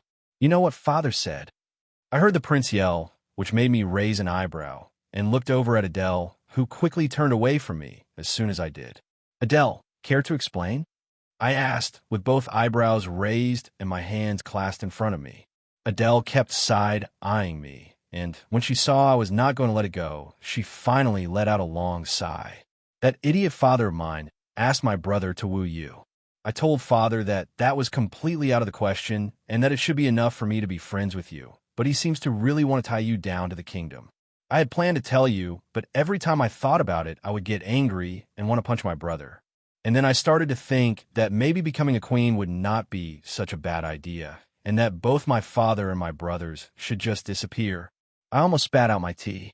Adele, my dear, did you not say you wished to not be a princess? Wait, more than that. Did she just curse her family? I'm starting to think that maybe I should have a long talk with Adele. No need for any offing of any people, especially the royal family. I have no plans to be wooed by your brother. He, for one, has no idea how to treat a girl anyway. He acts selfish and domineering. This might float some people's boats, but it makes mine sink. Hee. I knew my faith would never fall for his fake facade. Adele yelled as she threw her arms around me and hugged me. I guess she was worried that if I did fall for her brother, I would not be friends with her anymore. But that is just plain stupid. I would be friends with her no matter what. Adele is a caring person and cares deeply for those she sees as friends. I would not toss her aside for anyone. I think guys back on Earth have a saying for such a thing. What was it again? Bros before hoes, or something along these lines. In this case, it is girls before D. No, I will just leave it at that. At any rate, I will always put my family and friends above others. Adele, I know you are in there. Open up right now. Prince Lance yelled out, causing a huge scene out in the middle of the road. I really wish I could knock some sense into this idiot. One event after the other, and he can't seem to understand that he has to keep up appearances even if he doesn't wish to. Adele, we should at least tell him he can't come in because there is someone else here who is bad with men. Otherwise, I fear he may throw away the face of the royal family if this continues. I glanced at Sophie, who was fidgeting in her seat. It seemed she did not know what to do. When I said her name, she lowered her head even more. I guess the side effect of being forced to live with a strange man you did not know will cause such things. Adele pouted and slowly released me. She looked at the door and stood up. After stomping her feet in frustration, she walked over to the door. She extended her finger out and began creating a magic circle, which she gently pushed towards the door. But what we all did not expect was that the prince who was going mad outside the carriage was currently pulling hard on the door. With the magic that was holding it closed now released, said prince was sent flying backward, causing him to land hard on his princely. But as for Adele, who got a front row seat to the sight of her brother falling down so gracefully, she was now rolling on the floor of the carriage, looking nowhere near what a princess should be looking like. Ha ha ha ha! He fell. But ha ha ha! From where I was sitting, I could see the anger and embarrassment on Prince Lance's face growing by the minute. I knew that he was about to explode at any second. So I said nothing and sipped the tea in my hand. Sophie had scooted up next to me at some point and tried to make herself look as small as possible. Her ears and tail were sagging, making it seem like she was the one about to get yelled out. Adele, you did that on purpose. Prince Lance yelled at the top of his lungs. Ha ha! Adele was still laughing, completely ignoring the red-faced prince. Dash! I sighed and placed my cup down. Prince Lance, can you please keep your voice low?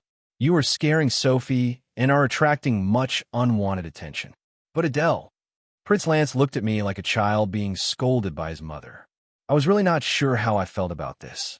Did my scolding from before hit some kind of button in his head? Thinking about this, I decided to give it a try. You're older than your sister, so you should be the mature one. Plus, she did not know you were pulling on the handle that hard, otherwise she would not have released the magic she had binding the door closed. But Prince Lance glared at Adele, who was now calming down from her laughing fit before snorting and looking back at me. Faith, I would like to know if you'd like to ride with me on the way to... Absolutely not. Adele shot right up and shouted. Her shout not only made Sophie and I jump, but also Prince Lance. Sister, why are you blocking me? At this point, I really wish I could punch this prince and tell him, hey, I want nothing to do with you. I do not like how he does things. He can treat some other noble lady however he wants, but I will never let myself be in a relationship with a man like this. Blocking? Dear brother, you need to take a look at yourself first.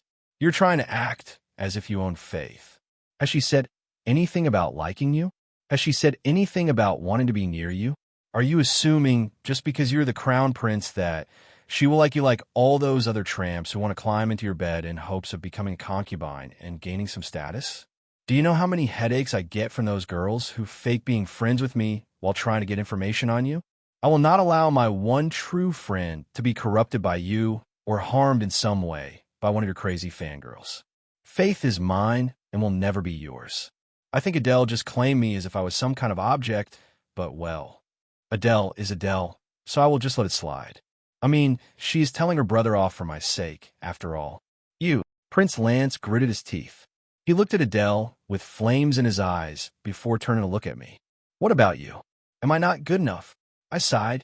I really wish I did not have to do this, but it looks like I will have no other choice but to say this out loud. Prince Lance, although you are handsome and are the crown prince, and I'm sure many girls wish they could even get you to smile at them, but sadly I am not one of them. I have no wish for becoming some princess or any wish that has much to do with status. I have dreams I wish to accomplish. While I know turning you down could cause you to be angered and want to block my dreams, then I would have no choice but to move on to a land that will allow me to see my dreams come to fruition. Of course, I would bring my family along as well. I did not wish to turn him down so bluntly like this, but I had no choice. I did not wish to be stuck in this tug of war and end up forced into something I did not wish to be forced into. When I saw how dejected Prince Lance's face had become after hearing my words, I did feel a little bad, but only a little. I would never. Prince Lance lowered his head.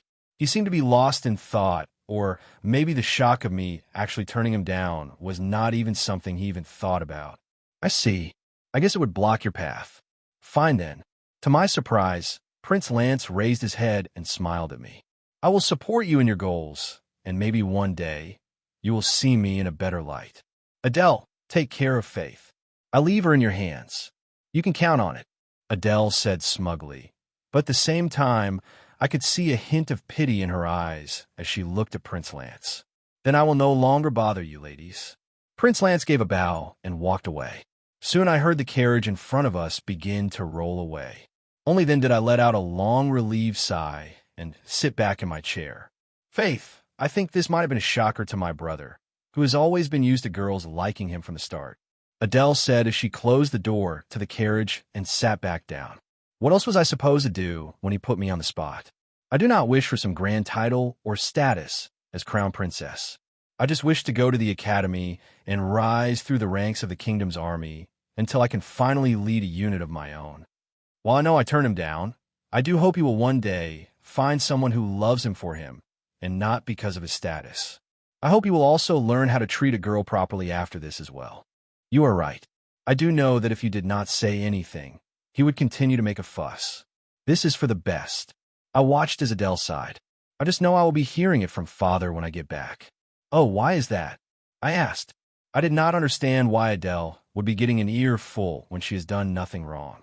Because it is partly my fault that my brother was not able to woo you. I tried to tell my father that trying to marry you to brother would not work out well, but he still decided to do it. So now I will be yelled at because I'm sure he will blame it on me for why my brother failed. Adele explained, which made me realize this might just be true if the prince goes back and makes a fuss. But from his actions just now, he might not do that. Well, I paused, and a teasing smile formed on my lips. You can always tell your father that I am yours, and no one can take me away from you, like you did to your brother. Faith, I didn't mean it like that. I watched as Adele's face turned bright red. I know she didn't mean anything by it, but teasing her for it was something I couldn't resist. I gave her a playful grin before turning to Sophie, who had been quiet this entire time. Sophie, you okay? Fua. I guess I surprised her because she made an interesting sound when I spoke to her. Yes. I'm not good with guys right now. Sophie, don't worry. I promise on my name, Adelia Gravos, that no noble will be able to touch you. You will be safe staying with Faith, and your family will be moved from their current home to the Cerelia village. Adele's words shocked me. She never told me that she actually went as far as to move Sophie's family. Adele, I almost teared up. Adele always goes far and beyond. But I guess I was not the only one moved because Sophie began crying. If you're friends with Faith, then there is no way you're someone bad. I trust Faith's ability to judge people. And since she became your friend, that makes you my friend, so, of course, I would make sure all things are covered.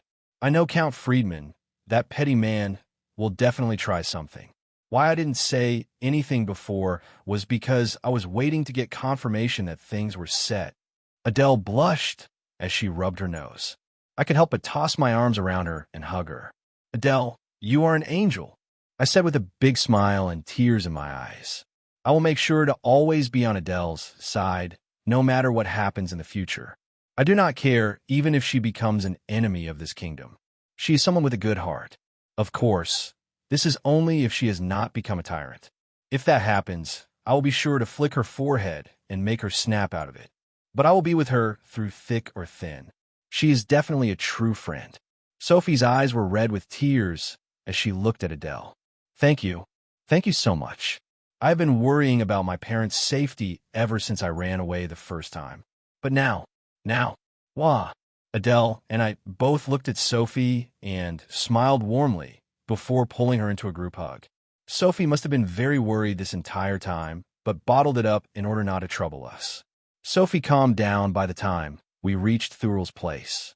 She decided to lay down in the space in the back of the carriage that Adele and I used during our trip to take a nap while Adele and I headed inside the shop. We were now currently sitting in the guest meeting room, sipping on tea, while Thurel read the contract. Thurel scanned the contract over and nodded his head.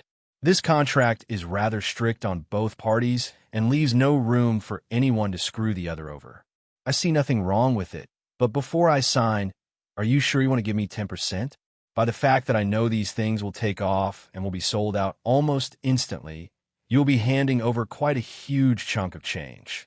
Thurel, if I did that, would I not be screwing you over? The materials alone will cost a good sum of money, and if you got too little, you would barely be able to make even. 10% is what you deserve since all I am doing is selling while all the hard work lies with you. I said while setting my teacup down and looking at him straight in the eye. Take the 10%. To find an honest business partner and keeping them happy is hard to do. I do not wish to lose you before anything can even get made. It was true that Thurel will be doing the brunt of the work. If I lost him, I would have to search for another blacksmith I could trust. I have many more ideas, and I only wish to stick with one person. I do, however, plan to make a factory that will do mass production on pins before I go and start my next venture. There are many things I know I can build, and will need a knowledgeable person here to help me. I mean, I could spend points on blacksmithing in my skill menu, but it will never become something I truly wish to do later on in life, so I do not wish to spend all my points. Then I will not stand on ceremony anymore. Thurl smiled at me before pulling out an actual ballpoint pen and signing the contract. I looked at him in shock as he looked back at me with a wide grin. By the way, this is the first one I made. It works like a charm.